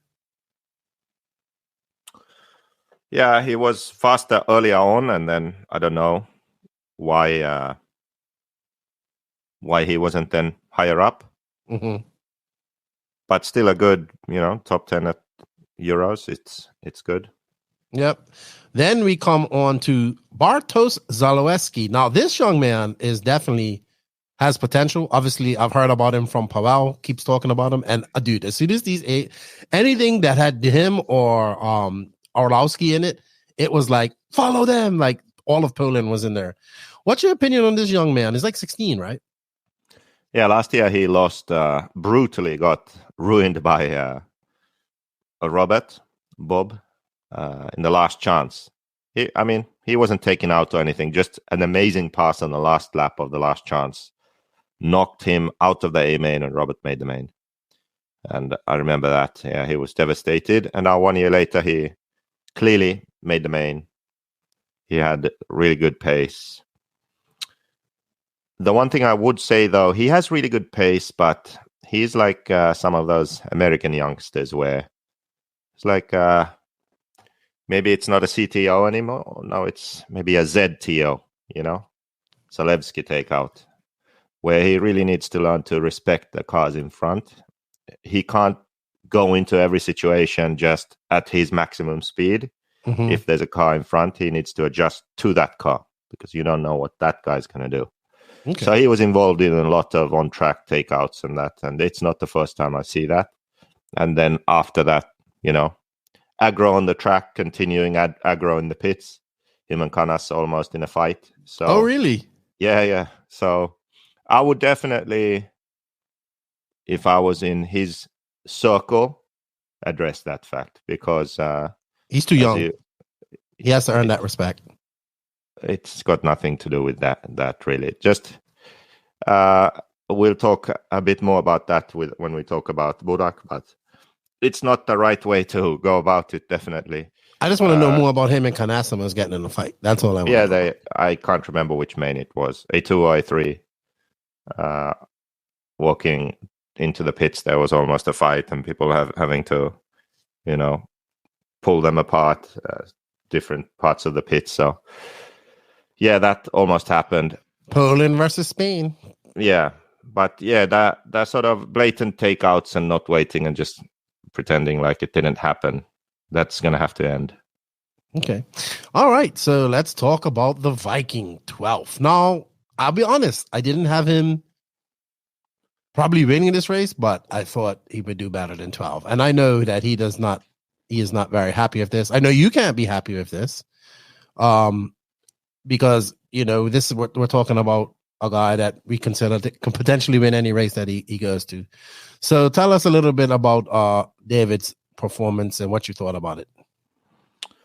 Well, it wasn't ideal. I sort of knew that I wasn't really expecting that much. Mm-hmm. But maybe I expected a bit more. Going into the last qualifying round. He showed pace in practice. Yeah. In practice, the pace was okay. It wasn't that far off. And actually, in practice, he was also consistent. Like, I was more looking at the whole run pace was good. But the number of issues, I would say. I almost feel like calling my lawyer and seeing how much I can say here. Well, but if you think you're gonna say too much, just watermelon seed yourself. No, we don't do that here. Not on this. I do it with Max. So I would summarize it like this. Practice, the pace was okay. Then qualifying, it didn't start off that well. Okay.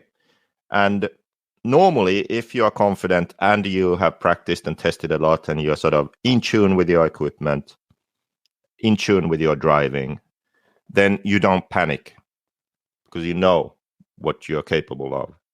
Now, practice was good. Qualifying starts. Didn't start that well, a bit shaky. Panic mode sets in and two big changes are starting to be made. All kinds of random stuff is being tried to find some kind of magic that will then lead to a TQ. And that's not how it works. I don't believe so. I think that a more structured, sort of controlled approach is better. As it turns out, after various experiments, returned to pretty, close to a base setting, because heading into the last round, he wasn't safely in the main. He needed a good run to make the main, and that's what he did. So he just kept the car on its wheels and got a 6th place. And the times were all pretty close. It was a good time, 28 seconds, I think. He got a 6th and he made the main. So that was good. That was like the best run he did. Just drove the car within its limits, had a good run. Then the mains, I think mentally he just wasn't there and just blew out all 3 times, pretty much. I think that you can always look to something to blame, like car or tires or this or that. But at the end of the day, it's much like what I said about Aaron Ronick, where you can say that, oh, you were unlucky. But then again, you did crash in the last main. on your own. So you make your own luck. Well, in the same way, you can blame different things in your equipment or circumstances for your result at the race, but you can also look at what you did yourself. So going to a wedding instead of the warm-up, not going there to practice, not being in tune with your driving and car setup and trying things for the first time at the Euros. These things all matter, they all contribute towards that result that you get. So it's a mix of all of those things, I think, why someone who I believe should be fighting for the win of every race he attends, why he was fighting to just make the main at this race.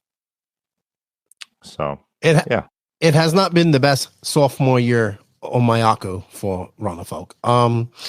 I think I said this with Max, and if there's one person who I think can turn this around and turn his year around, it's him, right? But I guess also this has to chip away a little bit at his confidence as well.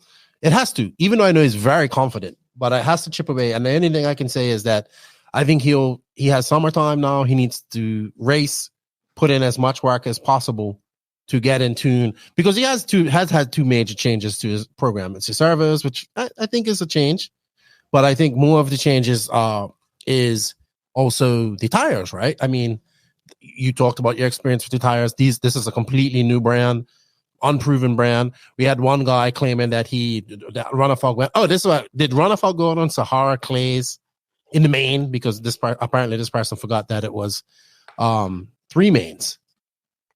No, they look like Saharas. The pattern is similar, but it's the Matrix bar tire. So here's my thing, right? Because we've seen this with other drivers. At what point? So yes, I get it. You want to be loyal. You want to be loyal to your tire company. You want to be this. You want to do that. But we've seen in other companies when they're developing tires that if they don't have something that works, they allow their drivers to go. I mean, J Concepts done it when they first started with Ryan Mayfield, Raw Speed, T-Pro. I get it that they want to make these tires work, but at what point do you say, okay, we also need good results, right?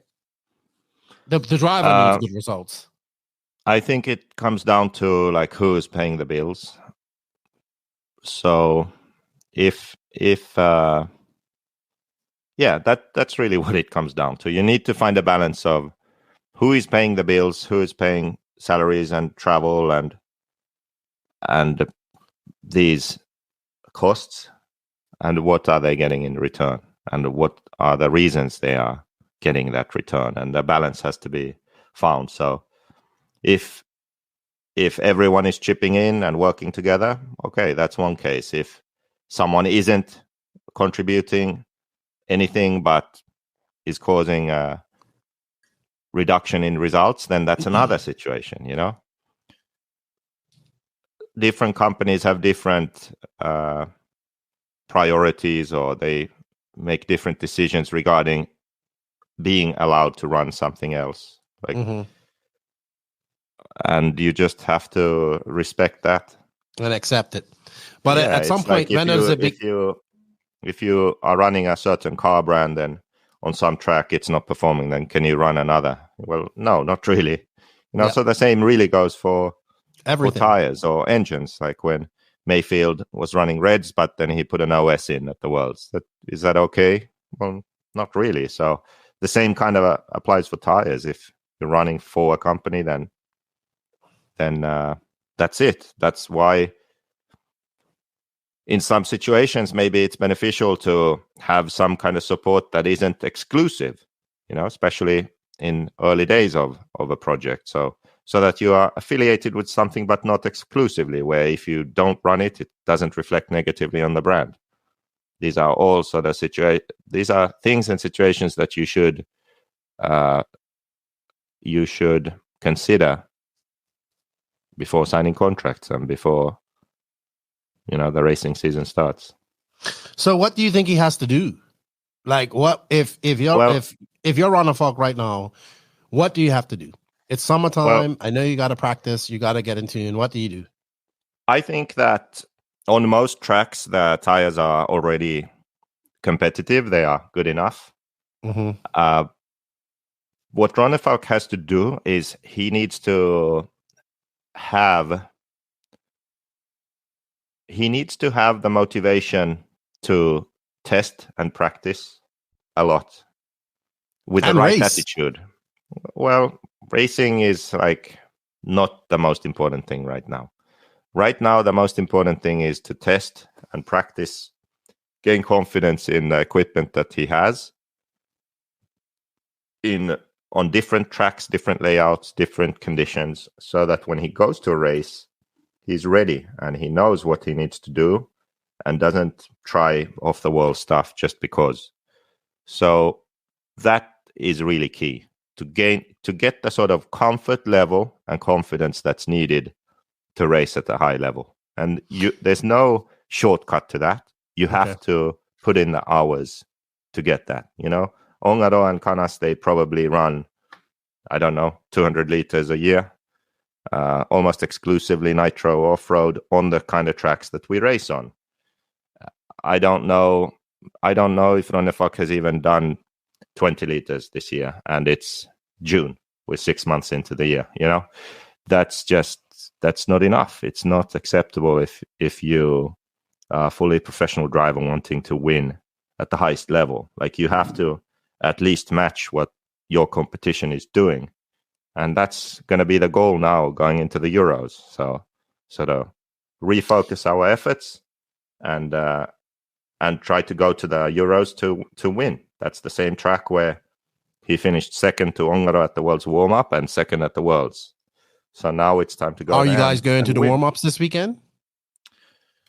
Well, there's no race. There's testing. Robert is going there, but David isn't going this time. He will go there to practice before the. Will you be good? So okay, now as the chassis guy, what are you doing to make sure that he has the best and that he can be competitive? What are you doing as a chassis designer? Yeah, that's a good question. So that's the other side of it, because all drivers have different requirements. And when you're at the very top, you want the equipment you have to work as well as possible for you.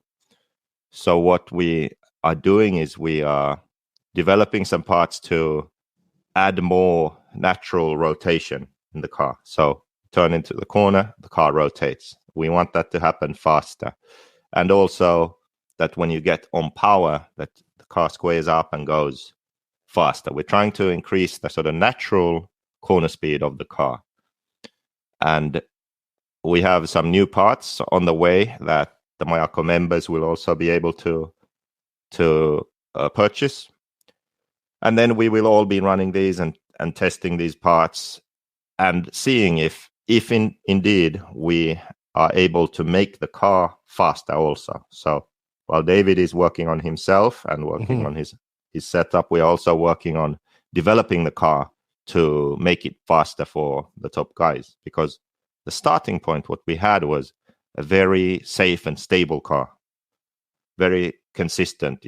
You know, any skill level driver can pick it up and be comfortable, do 5-minute runs. It minimizes mistakes the way the car is. And now we are developing certain parts to adjust the balance of the car, adjust the handling to make it faster. So that's the other thing that we're doing. Yeah, because it's everybody has to do their part, right? So we talk about the tires, we talk about David getting out there and putting in more time and practice and all this. And don't get me wrong.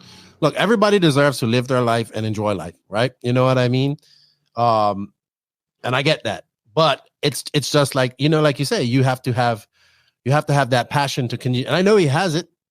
And I know he can do it. That's why I'm not worried about his part of it.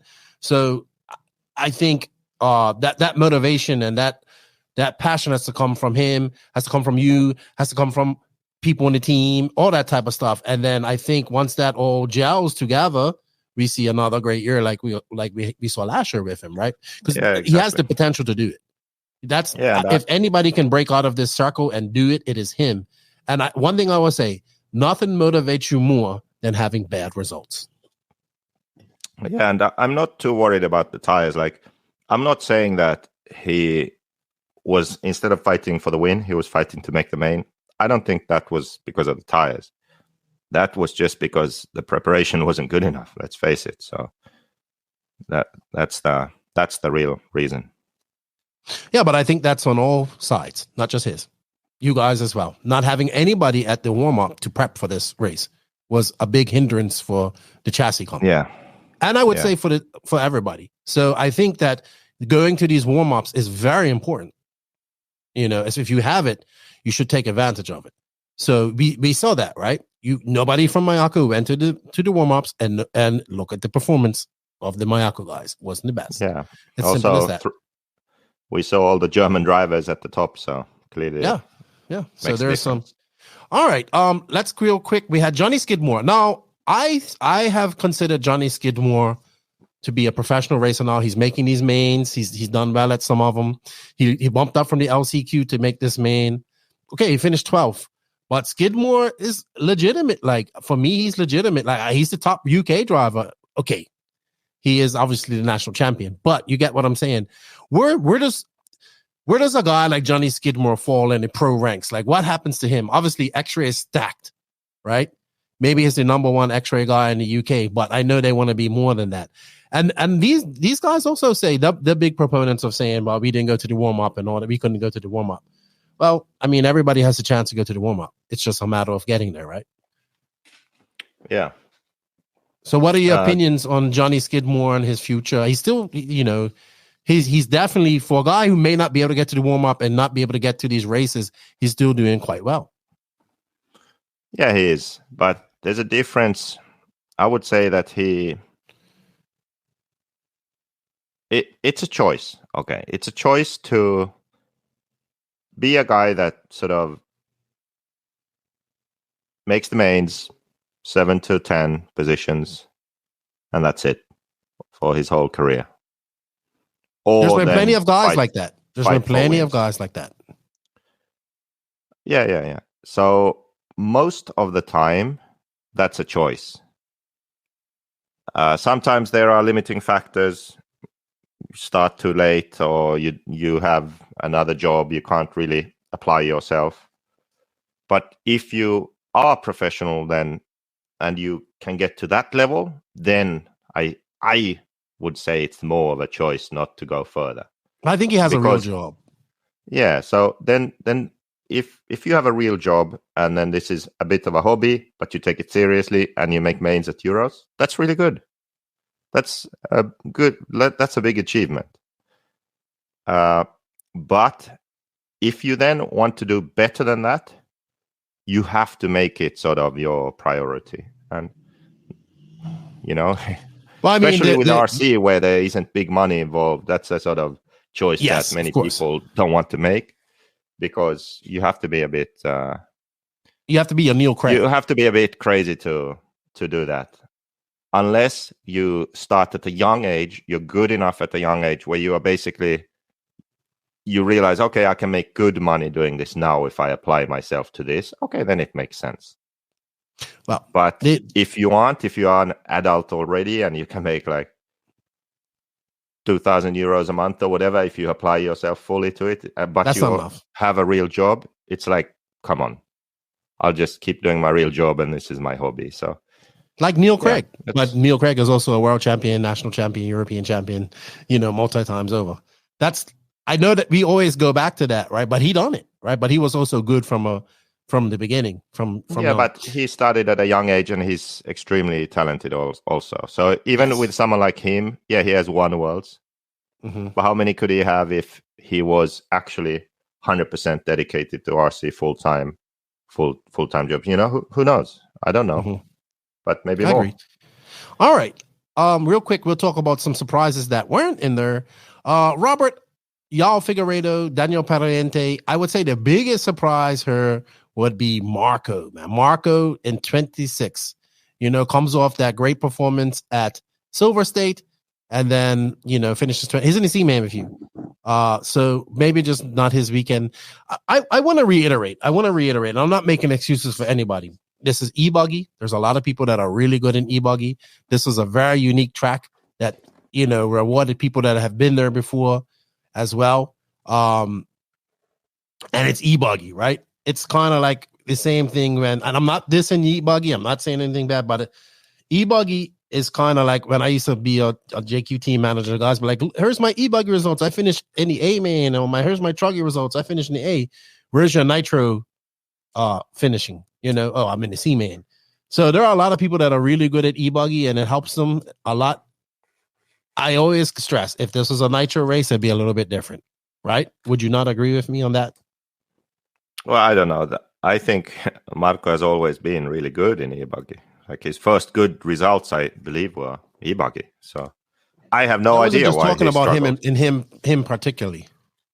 Yeah, but it used to be like that because no one gave a shit about E-buggy, and they just put it down for the race. And then if someone actually cared and practiced, then they would do sort of better in E-buggy compared to nitro. It's like truggy. People don't really test and practice and prepare for that. So they just throw it down for track time. That's why buggy is more competitive than truggy.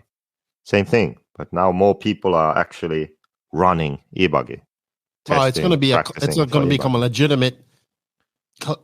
When I say it's been a legitimate class for quite some time, but with it having a Worlds, it's going to be even more legitimate. It's going to be like, yeah, okay, it's legit. You did not beat Jessica Paulson, or do we want to save that for your I'm retiring again video or whatever you're doing? You did beat Max. Well, tell us a little bit. How did Max get there? Because he wasn't supposed to be there, right? Why wasn't he supposed to be there? Because he kind of was telling me he was shocked that he went to the Euros. What do you mean? He had not said he was planning on going to the E-buggy Euros to me at all. I was shocked that he was always going. I didn't know he wasn't going. Okay, I thought you might have. Okay, all right. Well, you beat Max. Yeah, of course. So now you didn't beat Jessica Paulson. That's the minimum Paulson, requirement. But you did beat Max. So that made you a happy guy. Yeah, so the thing was actually that after the first C main, I say, okay, if I continue down this road, I'm going to unretire myself, which I can't afford to do. So I started playing nitro games, with a noisy E-buggy and doing jump contests, my personal jump contest. And then I managed to finish right behind Jessica Paulson. So that's actually as good as my vice championship because I can stay retired. The situation is still as it was before the race. So all in all, a very optimized performance. Do you think, had you not raced, you could have influenced Ronafalk and Robert's position better as just a race engineer? No, I think this track especially was so weird. Looking at the car, can't really tell that much. I would say that I had some sort of setup suggestions, which I believe to be the right ones, which were not followed anyway, so it doesn't matter, except Robert did actually. Robert, I think the issues were less on the car and more on the sort of connection to the car, the feeling of the speed control and that, because he would have moments where he was really good and then moments when he looked like a beginner for some reason. I mean, but that's Robert, right? That's not really something you can adjust away with car setup, in my opinion. So, yeah, it was a bit of a mess. Nitro Euros, we've been there a number of times. I'm not racing the Nitro Euros, just purely being race engineer there. So that will be Pecco going to the Euros? Different. Yeah, he's going. It's a different experience. But I think for E-buggy, it's I won't be able to help any better if I don't race. If anything, I can help more if I do race and I really understand how the car is feeling on the track. Okay, understandable. We're going to pay some bills. We're going to come back. We're going to talk about the A3 incident with Burak and some of the drama that happened, because I haven't even heard much of the drama because we haven't even chatted. So I want to say thank you to Race Tech Engines, Clinic RC, for all their continued support. You can check out and get your personalized Race Tech engines at clinicrc.com.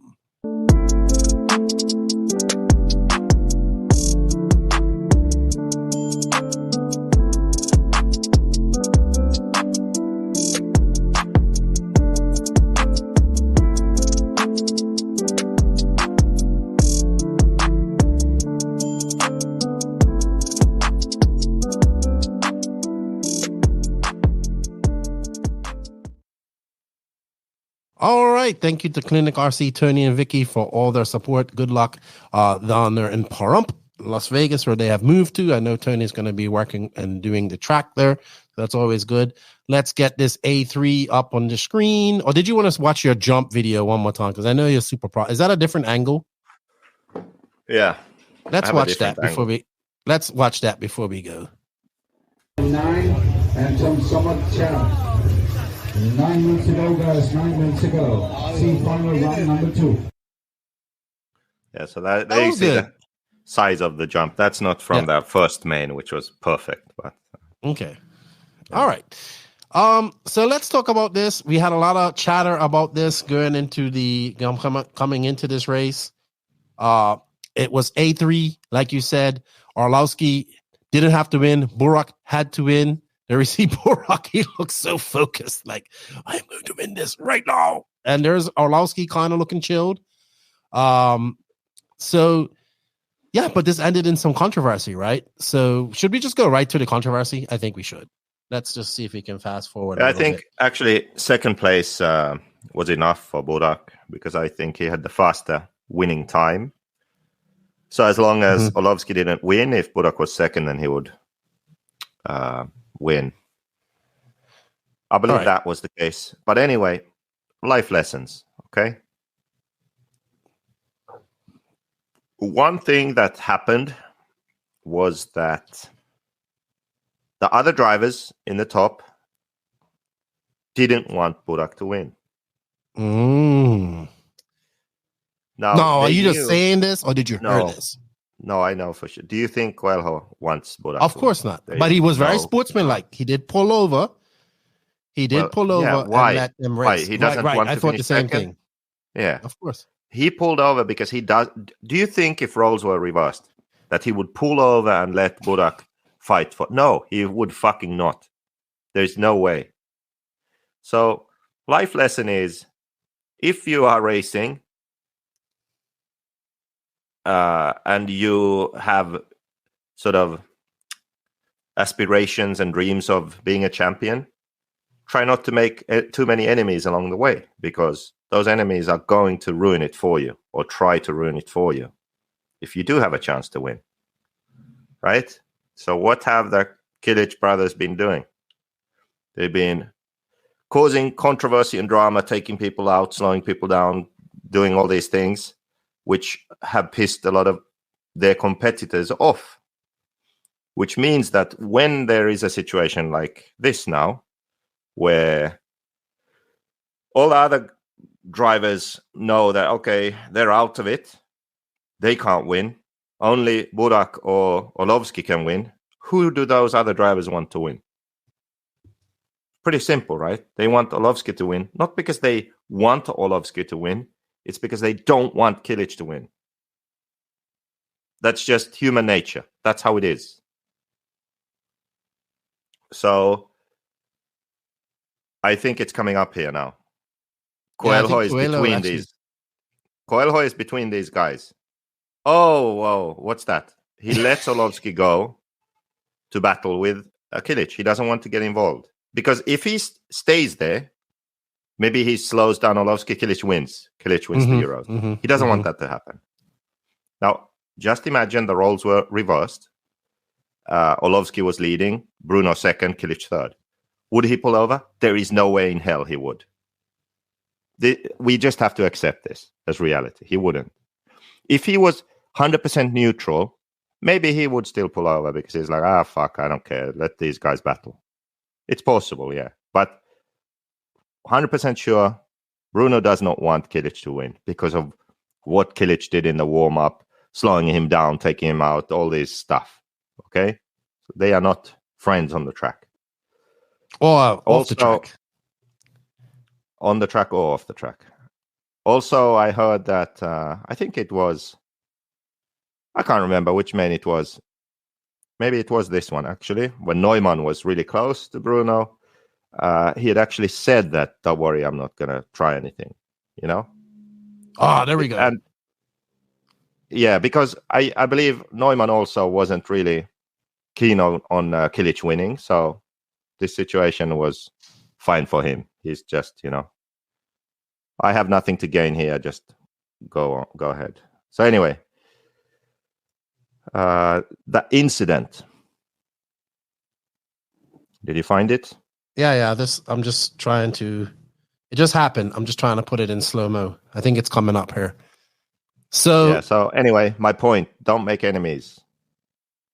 It's gonna bite you. Yeah, I mean, karma comes back, right? You know, Yeah, I love the Jelichs. Don't get me wrong. I love them. I love that. I love the brother aspect of them. I like them. I get it. It's racing stuff like that. But yeah, I think when you are like this, it's gonna come back to haunt you. Man, Orlowski was so fast coming out of that corner. I think it's after this other one. Yeah, it is. So messed it up. Yeah, I'm just gonna fast forward a little bit. I personally think in the incident, right? Everybody was like, "What do you think about it?" I thought it was a racing incident. I thought Burak checked up, and I'm saying to myself, "Why did he check up so much?" Right? I was like, "Why did he do that?" And it's like he almost came to a complete stop.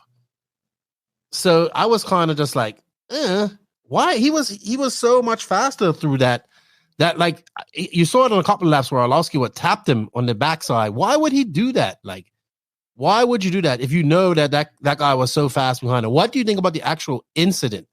I thought it was a racing incident. I thought the marshal was extremely slow. But hey, you shouldn't have crashed, right? You don't crash, you don't have a marshal incident. So, what about your thoughts on that? I think it's coming up. Oh, so he gets a little squirrely there. He comes off that jump. Orlowski has a big drive coming off there. And then you see Burak's on the brakes, like right there. He just goes so slow. Like, and then Orlowski just doesn't have enough time to react to that, in my opinion.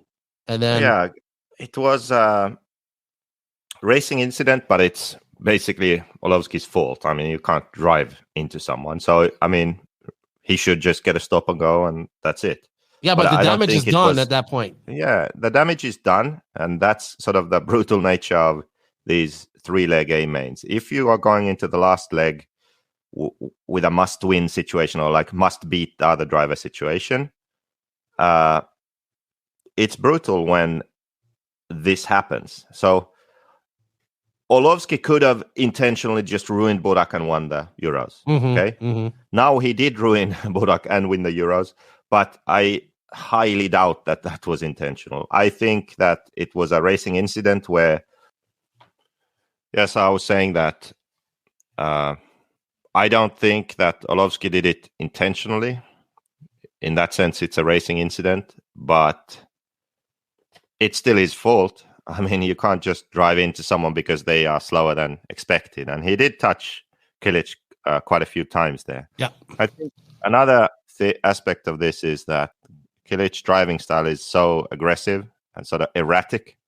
Like, accelerates so fast, brakes so much and quickly. Like, it's probably hard to drive behind him because of that. You know, because his sort of difference in speed changes so quick, you know, he will brake hard, accelerate hard.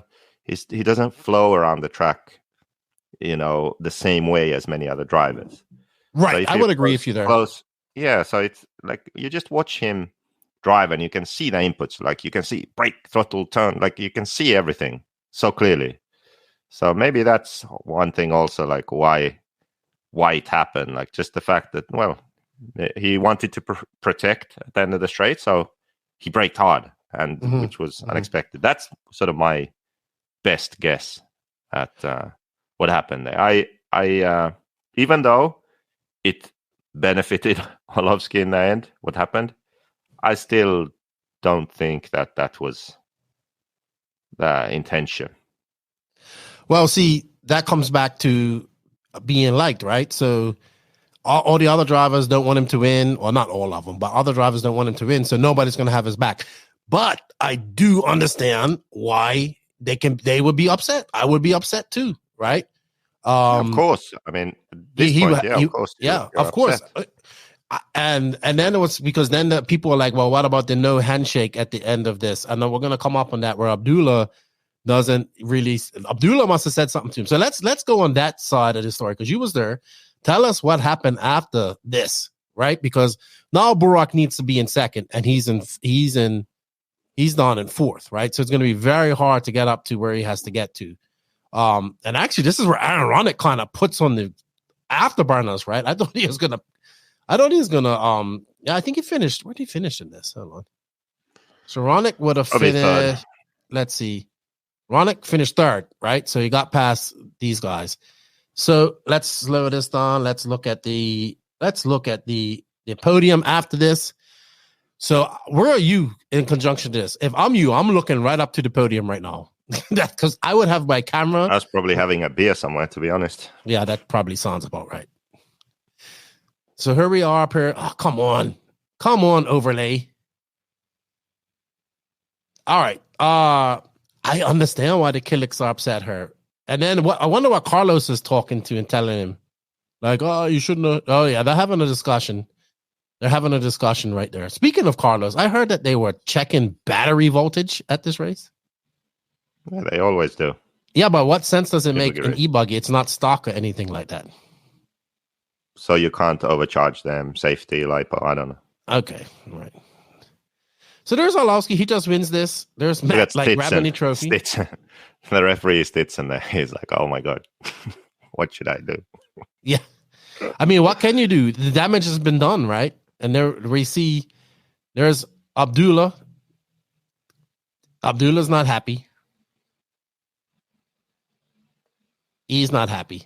And you're off getting a beer somewhere. You should be right up there getting all the full 1-1 and all of this. And look at the X-ray guys. They're all smiling. They're like, he didn't get it. That's what it looks like. Oh, and Matt's like, all right, let's not have any controversy. Let's go over here and get him away. Look at Matt. Matt's like gets him over there to interview him. So, all right, you was here after this. Did you talk to the Kiliks? I do feel bad for the Kiliks. I will say this, right? We're joking about it, but I understand why they're upset. I like Orlowski too. I think he drove well to win this. But at the end of the day, I fully understand why Abdullah and the Kiliks are pissed off. Yeah, of course. I mean, he was at that point, he was winning the Euros. Yeah. So, yeah, he got taken out while he was in a position to win the Euros. Of course, you'd be mad. And that in itself, I don't think that sort of their actions had anything to do with what happened there. But the other circumstances which made it easier for this to happen this way, that is their doing, because the other top guys don't want them to win because of their attitude. Was there any kerfuffle after this? Any type of kerfuffle? No, I don't think so. Come on, man. So I thought you had some accepted their fate. Excellent. Yeah, I do feel for them. They like anybody else. Those guys put in a lot of hard work, right? Yeah, very aggressive. Drove really well. He won the first main. Was pressured. He was fighting to win this last main too. So regardless of what anyone says, had he won, it would be fully deserved. But yeah, they didn't go that way. But that's racing, right? That's how it goes. Yeah, and even worse, he wasn't able to secure the vice championship. No, because Bruno won the last main, and with that win, so he even lost to vice Bruno. Champion. Yeah, that's why all the X-ray guys were smiling on her. They're like, hey, yeah, maybe either they were smiling because Burak didn't win, or they were smiling because they got yet another vice championship. One of the two. We know that X-ray loves vice championships. Yeah. almost more than real championships. Well, you are now probably more, so you would know all about that. But I thought it was good. I enjoyed the 8. I liked that the finals went on to 3. I liked it LCQ. I liked the format of everybody having a 10-minute main, so it made it you got lots of runtime. So I think maybe that's something. 3 10-minute mains. 3 10-minute mains. And these Euros are getting more entry. Well, it's only one class too, right? So these Euros are getting way more entries than the normal E-nets in America that have 4 different classes. Well, they have E-buggy, E-truggy, mini truck, and short course. So they have 4 classes. Then I think they have a 40 plus or whatever. So I don't know what's going to have to happen for America and Raw to get better turnouts for their E-nets. Well, right now Europe is beating them. It's like 100 and let's see, and this is just one class, so it's 137 participants and entrants in this race. So good start for I would say for the 1/8 scale off-road EFRA season. Anything you want to talk about with EFRA that I'm sure you have something to complain about, or maybe something positive to say? No. Okay. So nothing has changed in your opinion. I did enjoy the coverage. It's good to see RC Racing TV back. It's been since the Worlds that we haven't seen them, so it's always good to see them back. I enjoyed Tom Cockerell's commentary. He sounds like Mr. Bean. And I look forward to the rest of the EFRA coverage that they do this year. And congratulations to MIchal Orlowski. And I want to say Schumacher. Should we just go right into that too? Because that was the other big topic. Or should we save that for... It's one of our questions. Huh? What? So let's just get into it, right? And then we'll go on to some questions. So everybody's like, oh, so on our Discord, one guy's like, yo, it's a full Schumacher prototype and it's going to be released soon. You and I both know it's a Mugen with maybe some Kyosho shocks and some bitch from Schumacher. Same as their 8 scale nitro car was at the Worlds. So let's iterate on that, on everybody thinking that Schumacher is actually coming out with a 1/8 scale. I don't know. I didn't see any Kyosho shocks, but I honestly didn't look that close. But it's a Mugen that they just modified. I heard it was a saddle pack layout and maybe some own parts like arm blocks, towers, stuff like that. But it's a modified Mugen. So do you think that we're going to see Schumacher actually? I always think that Schumacher wouldn't be. I think it'll be actually not. I think it'll be foolish to get into the 1/8 scale market right now as a chassis manufacturer because it's a saturated area. I mean, I don't know, but I don't think anytime soon if they are. Right. Maybe in the future. I think they're more focused on their 10 scale program, probably growing that in America as we're seeing carpet racing and astro racing growing in America. And I don't, for all those people out there who are freaking out thinking that this is a full Schumacher prototype. Yes, it had some prototype one-off parts that they made, but it was a Mugen with some modification to it. That's what Max told me. You have confirmed it. Many people have confirmed it. I was just guessing about the Kyosho shocks. Someone told me that. But I don't know. Maybe Schumacher wants to jump into that pool, but I wouldn't jump. As a manufacturer who's fairly successful in 10 scale, I wouldn't jump into the 1/8 scale pool. I mean, everybody's talking about this Sparko car that's coming out. Sparko. So, yeah, it's all good. Anything else you want to add to this before we go into some questions, JQ? No. So now that we know that you are a full E-buggy specialist, you've accepted your fate as an E-buggy specialist. Now we get to see you be an E-truggy specialist, or E-bruggy as we're calling it, because it's not a truggy anymore. No. Yes. Anyway, thank you, JQ, for that. Congratulations to MIchal Orlowski. Congratulations on winning the Euros. He's now a 1/8 European champion because he hasn't won this before. And good job to him. I think he's good. I think he deserves it. It was very controversial. I feel for the Killix. But, when you're going to be, like you said, you reap what you sow.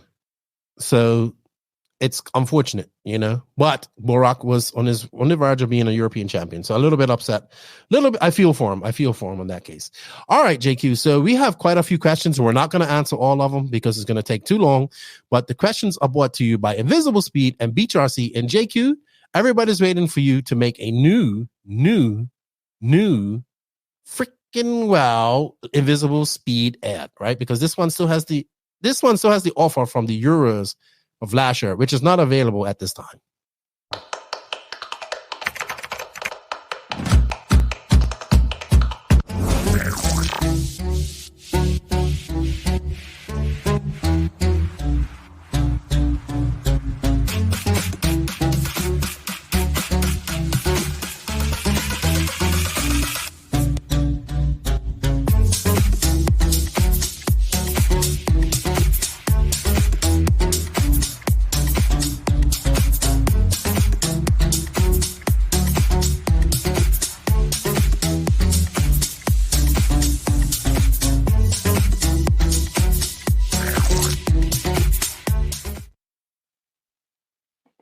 This is also brought to you by BeachRC. Thank you to Brent and Lucas for all that continued support. They have the RC Pro-Am coming up in August under a covered arena race. So check it out if you want to do that. We have an affiliate link in the we have affiliate links for Invisible Speed, by the way, too, for the online course if you want to do that.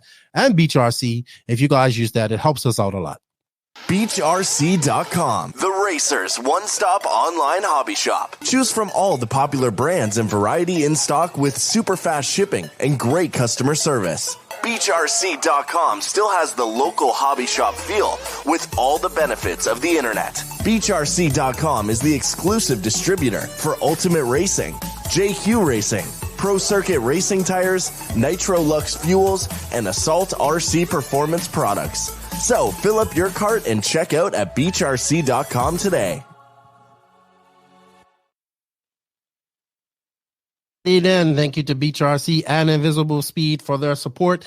Thank you all for the questions. Some of them are repetitive. We're not going to ask them all, but the first one off is pretty good. JQ, this person wants to be anonymous, and they said, for JQ, a few buggies, including the MIchal, are coming out with bigger center diffs. Should you use the same thickness in the diff oil when running a bigger diff compared to a more normal size diff?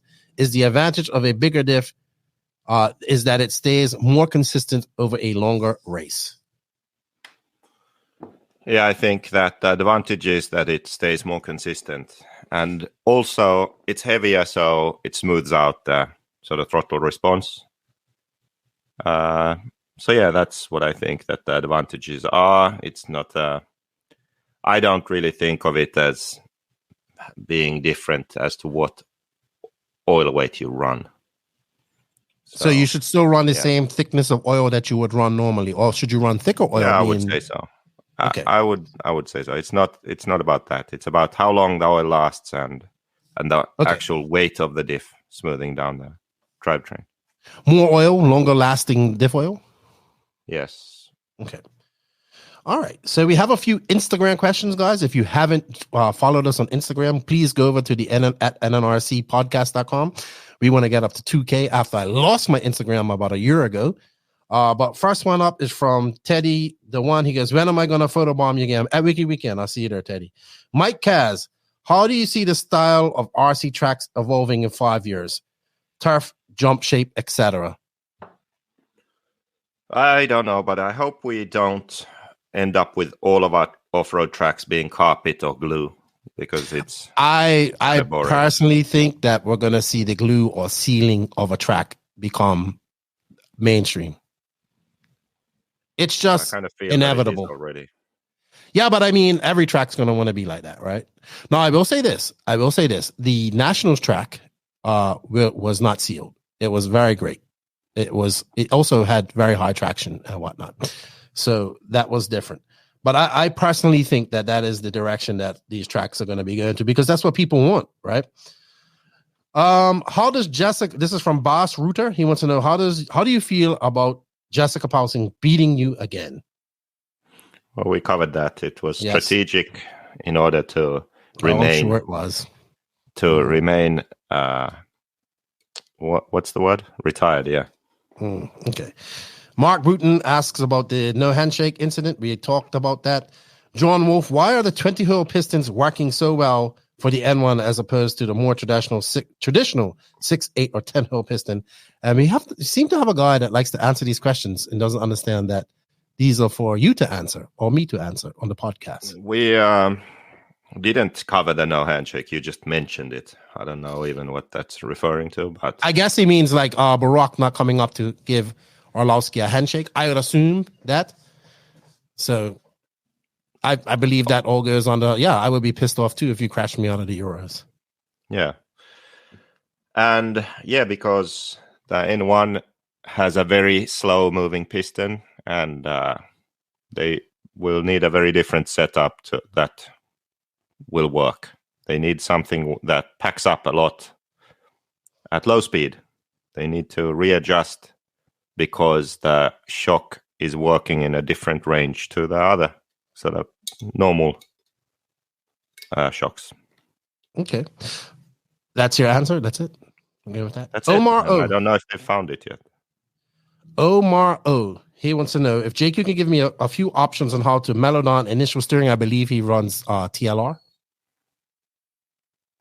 I have a whole video on it, I believe, on my YouTube channel. So just go and check out the YouTube channel. And there's a video on the TLR and C-Hub cars, pillar ball cars, and all of that. Go give him 3 quick options, real quick. Quick options. Ackerman is really good. So if you can adjust it on the hub, moving the link inwards. So longer plate, shorter link, you'll have less initial steering, smoother initial steering. You can, for example, he said he's running a TLR. I believe, he's running TLR. Narrow hex will also smooth out steering. You can also raise the link on the tower if your problem is also flipping off the track. That's going to help smooth out initial steering and also reduce the risk of traction rolling or rolling if you clip a corner or something. So there's a few.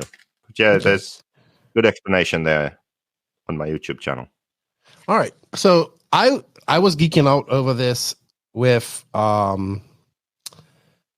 the Nationals because Ty was the only person that was running a Lexion wing, which was 30 grams lighter. And he was the only person running the low profile heads on a very high traction track. Now with this Chase Elric asked me about that because I mentioned it so much as a joke. But I want to ask you, are we going to, with these tracks becoming way more high traction, are we going to see that come back? Like that lighter Lexion wing, which seemed to work very good for him, and that low center of gravity head as well? Yeah, I think so, because the higher the grip, the smoother the tracks, the faster the tracks, the more obvious the benefit of a low center of gravity is. So the more difficult, loose, bumpier track is, the less obvious that benefit is. Okay. So the higher grip, smoother, faster, then I think we will see manufacturers focus more on lowering the center of gravity, CG. Making lighter cars in general. Yeah, I think so. All right. Jeff G, what's up, homie? He wants to know, we already covered this, but maybe you want to just answer this. He asks, what's JQ's take on Ronafalk's tire choice? Would there be better results with a reputable tire manufacturer? Well, I think initially, yes. I think it's hard to argue against that. But I also believe that they have, Ongaro and Ronafalk, 2 world champions. They are going to figure it out, and then it's going to be a non-issue. I agree with you. Tyler Stratton wants to know, when is the MIchal e-truggy coming out? I think first you would want to release the E-buggy. Yeah, first E-buggy and truggy, and then e-truggy, but there's no plan right now. No. There is Truggy no has time to come frame for first. Bruggy has to come first. Shane Sprinkle, what truggy fuel tank will work in the MX-8? No idea. I don't know. Evan Crichton, maybe you know something about this. He says, I have a rash down, sir. What should I see a doctor? I would say so. Might have swamp butt too. Did you want to give Evan any advice on his rash down below? No. Okay. Guy Wright, please explain the effects of moving the rear inner arm hinge pin up and down and what conditions you would run it in, high or low. Example, 2 degrees anti-squat high above the chassis or 2 degrees anti-squat low close to the chassis. I think that setting is very powerful. Even though it does change the roll center, I think the important thing is how it affects how the forces are traveling through the car. So when you lower the arm on the inside, if you look at that end of the car, you can imagine that you lower it enough, it's almost like a V shape. So when the car rolls, it will want to roll downwards. If the arms are higher, you could think that the arms are perfectly horizontal. And then if you raise it, then the arm it's like an A shape. So the inside of the arm is higher. And then if the car wants to roll, it would roll up. So, of course, the car isn't static. So in a corner, the car will be in a particular position. When you move that up or down, you will affect the stiffness of the rear end in that moment. Does the car want to stay more level? Does it want to roll down, or does it want to roll up? Half a mil change is already noticeable with this setting. So it's really precise, this adjustment. When you lower the arm on the inside, you have more overall grip, less initial grip. The car has less support on power. I would say that if you have a problem with the rear traction of power, then try lowering the arm because it's the safer setting. You'll have more consistent traction. Then if you have an issue with the rear grip on power, let's say on a higher speed section on the track, when you're getting on power, the rear is unstable. Maybe you don't have enough support, so just raising the rear arm on the inside will make the car more stable because on power, it supports it more. Rear end grips, feels consistent and safe, and you can push the car. So that's kind of how I would describe that. Segueing into, because we have another question about anti-squat, would that, from Kevin Mendez, would that also be a more effective, what would be more effective for a rough or bumpy track? He's running a MIchal too. Well, I mean, it's just what I explained. So both can go through the bumps well. It's what you need. Is it, are you having a trouble with rear end traction on or off power? That's one way of determining where you should go. Off power, if you have an issue, lower the rear arm. On power, if you have an issue, raise the rear arm. Thibaut likes to talk about this with regard to on a loose track, he raises the arm and feels like he has more power. I mean, more grip. And when we were talking about this, he sort of disagreed because I said, if you have trouble mid-corner, for example, with rear end traction, then try lowering the rear arm. And he said, well, I always feel like I have more grip when you raise it. Well, that's because you have to determine between on and off power. You have to determine between initial and overall grip. For most drivers, they want a car that is comfortable and consistent and has good overall grip. For the top drivers, they want a car that responds and grips when they are on power, and they control it with the throttle a lot. So when you raise the rear arm, you have more initial grip, more pressure on the tire initially, so you feel more in control of the car. But then, as a lesser driver, you would be mid-corner, not controlling the car, and you spin out. So it's the same effect, but you have to understand what's going on. That's why I break it down to on and off power. So Thibaut likes to raise the arm on a loose track, feels he has more grip because the car has more initial grip. He gets on power that the car grips, but he drives it within what that what the car gives him, what the car is capable of. Okay. Yeah. I actually have a question about T-Bird in our hot race, hot lap section coming up after this. Taylor DeLosa, when tuning shock springs on US style tracks, what are you looking for? What are you looking at to determine a spring is too stiff? I don't know. We don't have springs that are too stiff. Just kind of run the springs. No. He's in general. I think he's looking at in general question. How do you determine a spring is too stiff for a track? I think maybe the fact that you wouldn't see any real chassis movement. Like the car would just feel like a plank going around the track. It's not diving or rolling or squatting or doing anything. So you kind of want to see the car move a bit on the track. Yeah. Paul McDowell, the MX-8 has been out for a while now. Is there going to be a kit update soon? And there was an answer to that by the same person who was answering all the questions. Well, the basic car will remain the same for the foreseeable future now, but we have more sort of member parts and more options that members will have.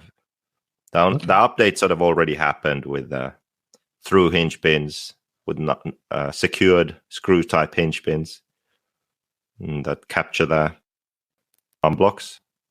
That already happened for the EC kit and some regional kits that were released earlier. So this year and next year we'll have the same kit.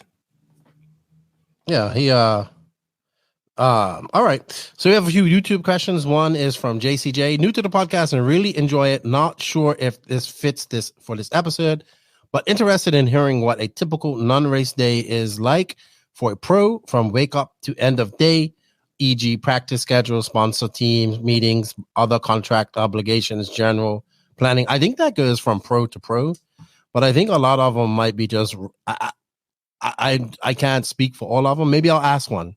I've asked them before, but the next time I have a pro drive on her, I'll ask them what a typical day is. Do you want to enlighten anybody on that, JQ? I don't think it's as coordinated as people think it is. Yeah, it's not very coordinated. I mean, a person like Robert or maybe Ronafalk, who have to do the NPC meetings and stuff like that, run sessions and stuff like that, and more social media is a good example of that. Yeah, I mean, it's a lot easier than what people maybe think or expect. Okay. Yeah, I don't think they're like out there, doing a whole bunch of executive stuff like people think they are. I think they kind of just try to do normal stuff on their days off. All right, Roach RC, great channel. How you doing? He says, I've decided my next car instead of E-Truggy will be a Nitro Buggy at the end of the year. He's torn between the Mugen MBX-8R and the Kyosho MP10 platform. His question is, which would work better for Southeast US tracks where the temperatures and humidity is pretty high and the surface are mildly bumpy? What was the question?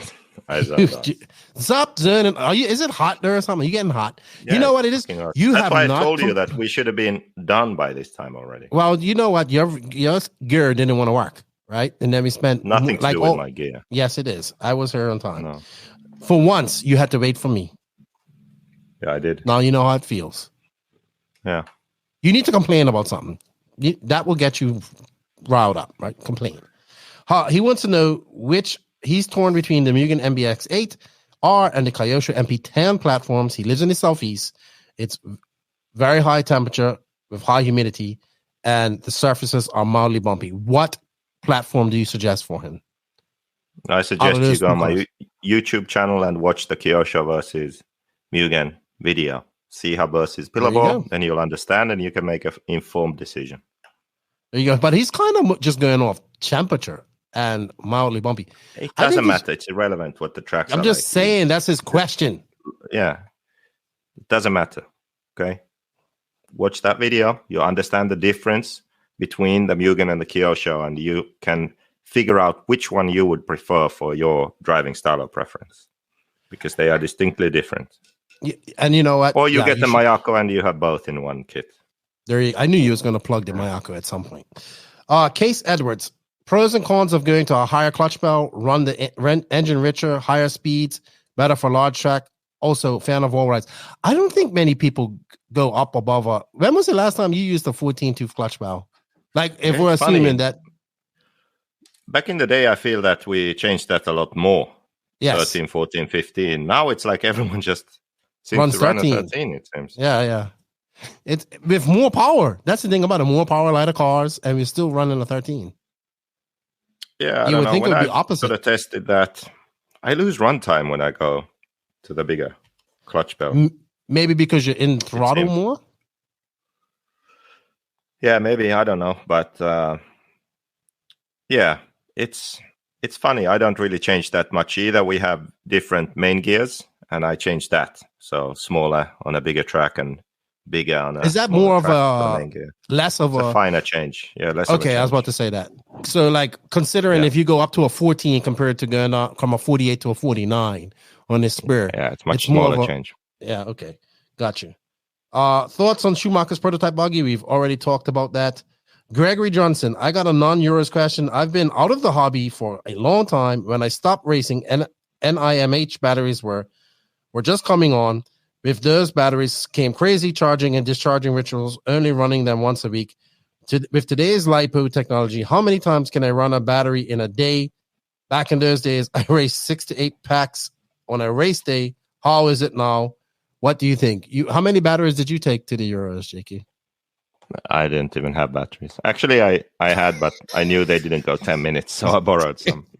I could do the mains. I think that battery technology, like, you can run them as much as possible as long as you let them cool on. Yeah. It's so much better than before. You don't really have to worry that much. So if you have, for example, 2 batteries, that's enough. You just, alternate between them and you can run a lot. Yeah, it's good. It's so much easier these days. All right. Last YouTube question. For the dudes that actually are sponsored and winning these large races, does it even matter which brand they run? Would someone like Fenn win no matter what the brand they run? And he goes on to be a little bit more specific. And he says, like Ryan Mayfield, dominated before he switched to Techno and is continued to, and well, he's not continuing to dominate on a nitro buggy side of things. In Truggy, yes. Basically, he's asking to these. So I don't think that Ryan Mayfield's dominated on nitro buggy. I mean, he didn't win the nationals. He wasn't, he won DNC. He didn't win DNs. He didn't win Silver State. So he was winning all these races before. I think that having the right chassis brand is actually more needed on a professional level, in my opinion. What would you think about that? Would you agree with that? In a way, but it's more a case of that it's more important to have a setup that suits you and fits you and how you want to drive. So where most people, they don't even really know how they drive. They just need a very safe sort of wide working range setup that you can probably get on most cars out there. And then that's it. They'll be good. In many ways, that top guys, their requirements are more specific. So it's not a case that they can just pick up anything and win. Yes, they can win against you making that comment because you aren't a pro driver. But when they go against equal skill level drivers, they can't win with just anything. They need a car that's good, tires that are good, car that's set up to their requirements, and then they can win. So it matters at the top, but it's not a case that Mayfield can win with Mugen, but he can't win with Techno. It's not quite that simple. He would have to work on the Techno and figure out the setup he needs to be able to win. With some brands, it's easier than with others to figure those things out. I believe that to be true. But yeah, these top guys, most of the cars out there now, or maybe all, they can make them work for themselves. But right. they have to Everybody can be fast, right? But it's to be competitive against your other competitors. That's the hard thing. And that's where you need to be perfectly in tune with your chassis, right? We can look at Fend. Fend has come out in the last 2 years, right? Come out like where he's comfortable with his package. He's winning races, but there's many years where he wasn't. And the thing is, it's how fast that I agree with you, how fast these drivers figure it out. And I think it's much more detrimental because everybody's figuring it out and fast. So, it's not just like, I mean, everybody says these guys could go with a shoebox on wheels. No, that's not true.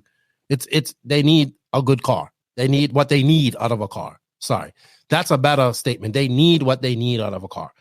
Couple questions here. I don't know if you'll be able to answer this, but one is from Nathaniel Davis. He wants to know what effect is putting dimples on the teardrop of the exhaust port of a nitro engine. He says, please see EB Mod's post. I haven't looked at EB Mod's post.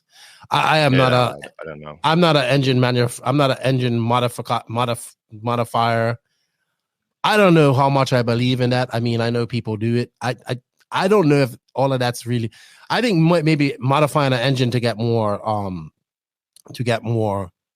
runtime is more effective than anything. That might that's about. But I think that engine modding stuff is more for the on-road side of RC. Would you agree there? I mean, I'm sure it affects off-road too. I don't know what you're talking about there, though. But I would have to look at it. I didn't look at it. Yeah, we're not engine modifier. Maybe I should get an engine modifier on her and talk about it. The basement, David Bowman, he wants to know, does a dent in pipe make a nitro engine untunable? Normally, no, but I still haven't got an answer for this. Why a pipe can make an engine flame out full throttle. Still don't know why. I've had bad pipes. Really? Don't know what happens. Yeah, maybe something's wrong in there. And Tom Franquito, he wants to know, how can 3 different people drive the same nitro car and get different mileage? I think it's pretty simple. It's this. Yeah, how they use the throttle. That's it. Like 3 different people can drive the same full scale car and get completely different fuel mileage. It all comes down to your throttle finger. Pretty simple. Pretty simple. All right. Thank you guys all for the questions. Actually, that Nathaniel, your question about the teardrop has actually piqued my interest. I will talk to it. I actually got in contact with the guy from EB Mods and find out what's going on with that. Thank you guys for all the questions. We greatly appreciate it. We didn't answer all the questions because that would take too long. And as you can see, this guy's losing interest already because he hasn't started complaining yet. And we want a complaining JQ is a happy JQ. So you know what I'm actually doing?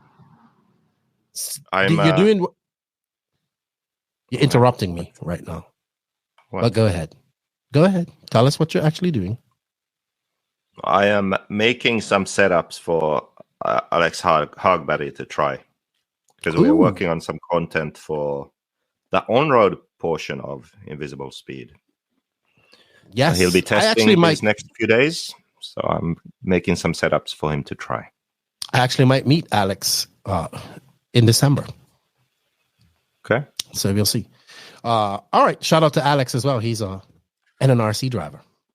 Okay, JQ, that's enough questions. Thank you for answering. Thank you everybody for asking them. Next week will be Max's turn to answer questions. I think JQ, we're gonna do a live. We should do a live next week, JQ. It's been a while since we've done a live. Let's make a plan for a live. I'll contact you and find out when you're free. I know you're busy doing a lot of stuff, so I would appreciate it. And it's been a long time since we had some fun on a live show. We're gonna go on to the Hot Race Hot Lap section. This section is brought to you by Hot Race Tires. Thank you to Nicola for all his support. Congratulations to Hot Race. I believe they won the E-buggy Euros, right? Bruno was on, so that's 3 big wins, and they did pretty well at the Nationals. Huh? All right, they didn't win. Didn't win. Burak was on, what was Burak didn't win either. Right, yeah, see, I'm all lost. Orlowski won, for fuck's sake. I know. Yeah, he was running Hot Race. Okay, see? Right. Yeah. Hot Race. Bruno also. Hot Race TQ. Sorry, Orlowski. Sorry, Punisher. I know you won. I do apologize to you and all of Poland. What are we going to watch now? Oh my, is this another? You were just obsessed with your view. Okay, Oh my! This is a better view. It's probably going to be janky because look at it.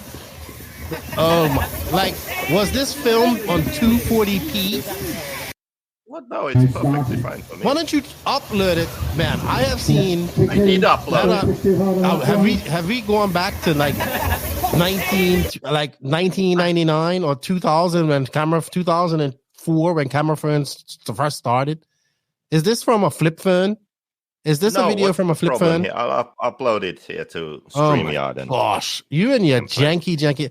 Oh, Europe, we have so much better internet. Obviously not where you live. You have shitty internet. My office is in the middle of the forest. Yeah, that's not. Hey, that sounds like an excuse to me, JQ. Yeah, this is an excuse of a podcast. Can we be done now? No, we ain't done.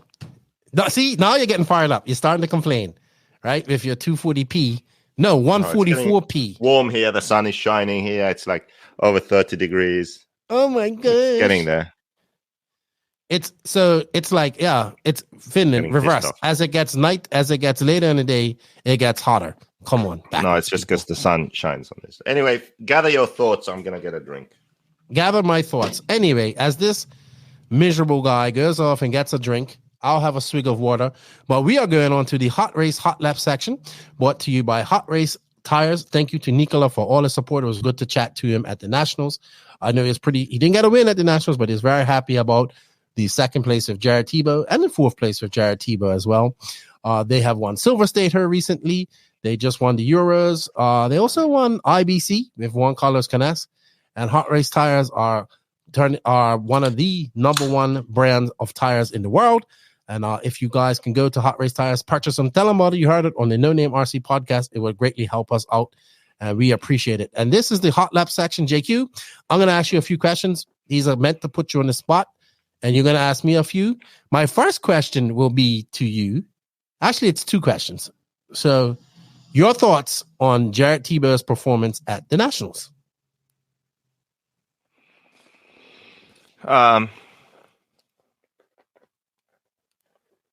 Yeah, what am I supposed to say? Like just one word or a few words, or no? We'll let you explain it, but just as long as you don't go on for 10 minutes. Oh, I think better than fourth place. I think he could have got second too, personally, but had some crashes in. He got fourth, right? Yeah, he was better than fourth. Yeah. And I think he knows that too. But I think fourth is a good finish for him. Yeah. I thought fourth was a good finish. All right. Continuing on Tebow. What are your thoughts? Going back to when you signed Tebow or when Tebow joined MIchal back at the beginning of 2023, did you think that Tebow would be the top MIchal driver going into June of this year? Because he pretty much is. He's had the best results as a MIchal driver this year. Yes, but I mean, yes and no. I mean, the Nationals was good. Mm-hmm. DNC he was best, good. But it's a shame he had the issue in the main because I still think he would have been in it that battle. Yeah, I think he could have been second. Would have been amazing. If that would have happened, then I would be like, yeah, definitely. But he still has had the best results as a MIchal driver this year.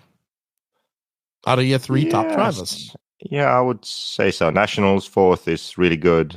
Best of them at the NC. Yeah, it's true.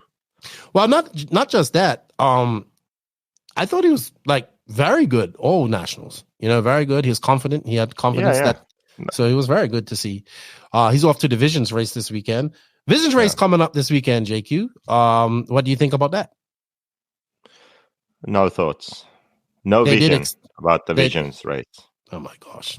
All right. They did make it bigger, by the way. So okay. Just saying that. All right. E-buggy Euros. Not Nitro. E-buggy Worlds. A bigger stage, but still not Nitro. E-buggy development after the Worlds. Just kill off E-buggy. No, that's not going to happen, JQ. You're a specialist in E-buggy, so that's not going to happen. What's next race for JQ? That I race? Mm-hmm. 40 plus Euros. Where's that to? Austria. When is it? September. Okay.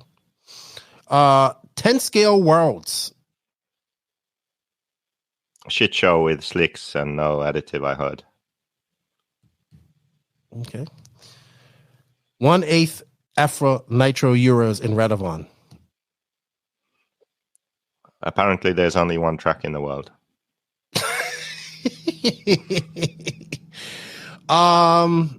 Pekko Ivanen. Happy guy. What did you say? Happy guy, I said. No, but here's a better story. What do you see in Pekko? I think he has enough talent, which is always an ingredient that is needed. Okay. Mm-hmm. So he has enough talent to, if he puts in the work, he can be a superstar, like a top level driver. He really can. Okay. I think the good thing is that from a young enough age, he raced a lot of different stuff. On-road, off-road, electric, nitro. So he has learned to adapt his driving. So he has a wide skill set, I would say. And also his attitude is sort of positive and happy and not too stressed. And so if he really enjoys it and keeps on wanting to put in a lot of effort, then he'll have a bright future. And he's young. He's what, 18, 19? 19, I think. He's in the army. And I like that he bullies you around. You're scared of him. He's very big. He can manhandle you. Yeah, that's part of that sort of attitude, Because I know you. You don't put your time into somebody unless you actually see potential and they pay attention. And I think that him able to tell you it's shit or it's okay, and you guys where it finished talk helps you understand that. Like when you say it's shit, you give no context to it. When he says it's shit, you kind of understand it. All right, here's my final question. Dakota Fan, best all-round off-road racer in the world right now? No. Why? Because he wins in America? Look, the dominance that Fend is showing, he just lapped the entire field at the Nationals. Not just slow guys. He lapped the entire field. He would have won Truggy too. He's been very dominant. You cannot say that he was also one of the fastest guys at the world. Yeah, but America isn't the world. That's the difference. I get that. But right now, tell me who is just as good as him in 8 scale nitro, E-buggy, and 10 scale. Give me one European. So that can go to any race 10 scale and probably win it. Come on, let's be truthful. For 10 scale, there is no one else. I'm trying to think who races. That's why I said all-around racer. No, I don't think so. To be able to have like a serious conversation like this, these guys need to race each other more. I agree. Really do. I agree. Yeah. I agree. And Americans need to race in Europe. I agree with that too. That's why we want them to come over to IBC, right? So at least we can get them over there. But let's be realistic. Right now, you can put Fenn pretty much anywhere, and he is a contender to win. Like, I would agree with that statement. Yeah. So he could have come IBC and he could win it. He could have been at this race, E-buggy Euros, and he could have won it. He goes into even though he didn't go to the warm up, he goes into the 10 scale worlds as one of the favorites to win it. So probably, I think if it's on carpet, I think if it's on Astro, I think if it's on dirt, he can win it. And I think that makes him the best all-around racer at the moment. Off-road racer. Well, see, I don't agree with that. Of course you don't, because you're European and you want a European to be that. But guess what? It isn't. No, because I can make an argument Okay, so Orlowski can Or probably beat him someone on else. carpet. So let's say this way.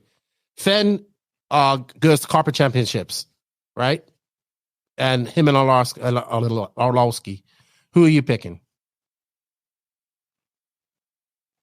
I don't know. They're both equally capable. Right, but then you take Orlowski and he goes to AMS and runs Nitro. Who are you picking out of him and Fenn? I would pick Fend at that race. Okay. So at the Worlds, 10 scale Worlds in America on clay, Orlowski versus Fenn. I would pick Fend. Exactly. So he is the best all-around racer in the world at this point. So let's just cut that argument off. It is not a Europe. It's not a European. It is not a European. As much as I like the European drivers, Fend is the best all-around racer.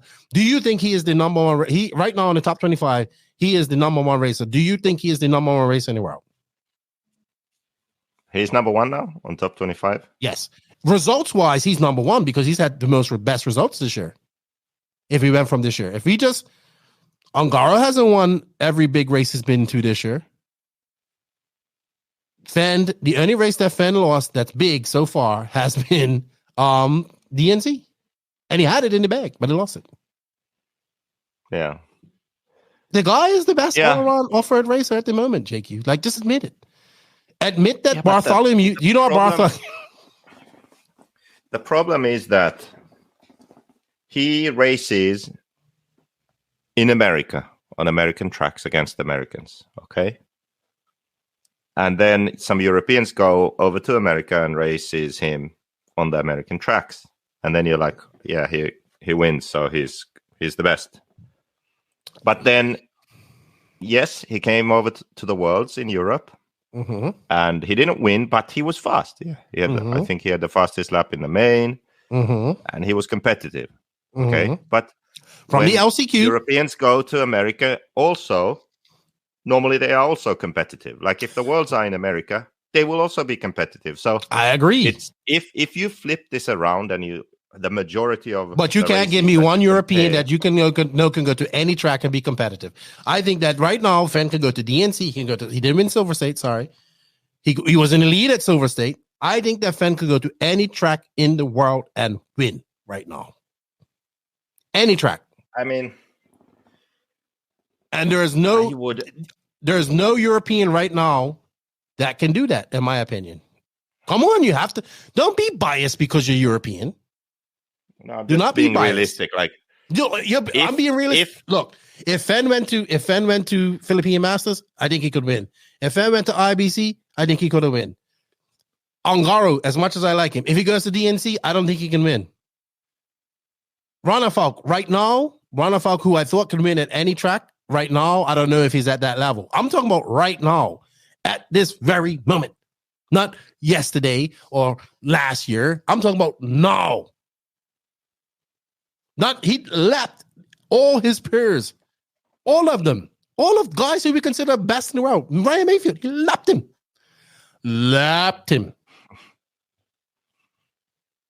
See, you're just being biased European. He is the best all-around racer in the world right now.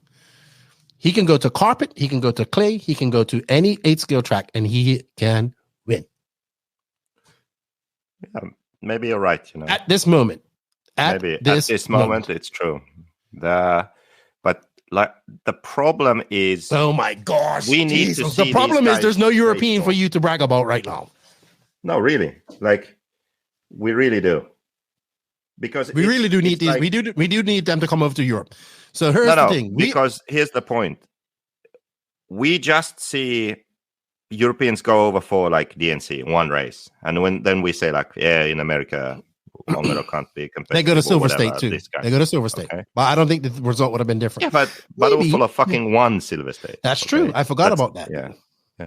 So my point is, if it was sort of biased in the way that Americans would come to Europe to do more races, you would feel different. Because if Fend went to Montpellier and finished 7th, you would be like, oh, he can't go to Europe and be competitive.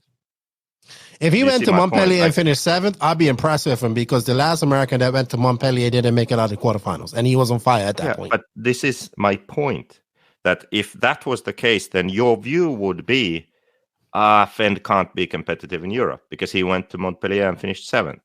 Because my you're view taking like a... My view wouldn't be that. My view wouldn't be that. If Fend went to Montpellier... This is reality. Yeah, if Fend went to Montpellier, I'd still pick him to win. I wouldn't really. That would be. That is a very hard race to win. If that was the case, like he could come to Montpellier or he could come to some, like, what's another sort of very IBC? Euro style. Well, IBC is like a US track. Yeah, that's true. I'm talking about like a very Euro style. How about this track they just had the Worlds at the Euros at? Yeah, well, okay, there. Like, I think he can win. We had DNC is like the hardest race to go to as a non-American to do well. So then, a direct comparison on the other side would be to go to Montpellier. That's my opinion. That's fair. Comparable. That's fair. And I just think that if you take Fend and put him in Montpellier, then he's not going to win. Okay. So I can respect that. I agree with the fact if you put in 10th scale also, and you say just in general off-road, so 10th scale and 8th scale, and you combine that, then yes, you're probably right. There's no one else who can match that. Orlowski can match him in 10th scale, but can't match him in 8th scale. Maybe Ongaro, Canas, or Ronnefalk can match him in 8th scale, but then they can't match him in 10th scale. So in that sense, if you combine the two classes, I agree with you, yes. But if we are just looking at 8th scale and you say that, then I say our sample size is too small. He races Americans in America and he is dominating. That's true. But if you look at Europe, you can say it about, I don't know, Canas? like Ongaro or Canas, like, yeah, they are racing in Europe against Europeans and they are dominating, you know? And then you don't have him coming to Montpellier, so you don't have that. You don't know what would happen, but you have the Europeans going to DNC. You say, oh, Fend beat them there, so he's the best. That's kind of my point. Well, here's what I think has to happen. We need to see more of the Americans coming over to Europe. Montpellier would be a great race. I think IBC would be a great race. I know they won't do Montpellier. And then I would like to see the Europeans come over to some different races in the USA. AMS. I like to see him go PNB, even though I know you don't agree with it, but I would like to see him go PNB. They go Silver State. That's cool. But definitely, I think it's time for, I know that people say, oh, it's too expensive. Well, the Europeans come over, right? So I would definitely vouch that we see maybe 2 races, just 2. I know it's not that difficult to have 2 races where we see a contingent of the Americans come over and race. IBC should be one of them. And what would be the second race then? Buggy Land, maybe? Maybe like Philippine Masters in Asia could be good. You know? Okay, so that would be like neutral. That would be like a neutral ground. I think that would be good too. Yeah, Philippine Masters, IBC in Europe, maybe Buggy Land in America, maybe AMS. There's a number of races that could potentially be good. Or Wicked Weekend, it's under a roof. Which I'll be attending here at the end of July. Yeah. Kind of hard in the middle of summer for Europeans though, because they're in full race mode there. So, but all good. I just think we need to really focus on making that happen. And for all the people out there that keep saying it's going to cost this much money to do this, well, the Europeans come over and the Americans can go over too. And I think right now, Fend his package is so good. Well, here's another question. Do you think the addition of Bartholomew Baker has really benefited Fend and helped him get to that next level? I think so. Probably held him back and delayed his rise to the top.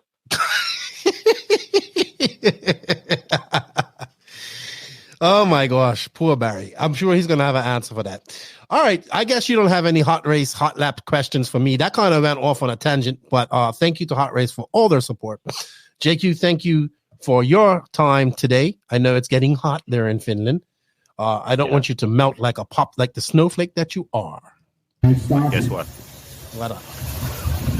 Just don't push too hard on that one.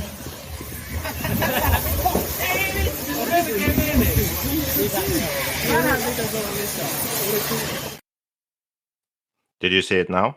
Yes, it was very clear. It was good quality. Was that from the first one that you showed? That or that's first name, first lap? Yeah. Okay, very good. I'm sure we'll see this. I'm sure we will see this video played over and over for the next every podcast that you come on, because it's your one shining moment of being an e-buggy specialist. JQ, we need to do a live next week. It's been a long time. We need to do a live. Get some super chats going. Get some questions going. We're gonna do it about 6-7 EST. So you're gonna have to be up. You're gonna have to give me one of them all-nighters. You know, I'm gonna need you to be hopped up. I do on my YouTube lives on Thursdays on my channel. Yes. Okay, let's plug your YouTube lives. But we're so much better when it's us together. You know, It's much more fun. But we haven't done one in a long time. I haven't done a live in a long time. So I think it's time we do one. All right. So next week we're doing one. You just tell me the day and time. Actually, it has to be a decent time because we want to get a bunch of viewers in. So I don't care if you're hopped up on Red Bull and vodka, but we're going to do one. Maybe not just, more Red Bull than vodka. Anything you want to reiterate before we close out here? No. All right. Well, with that said, everybody, this is the conclusion of this week's podcast, episode 240.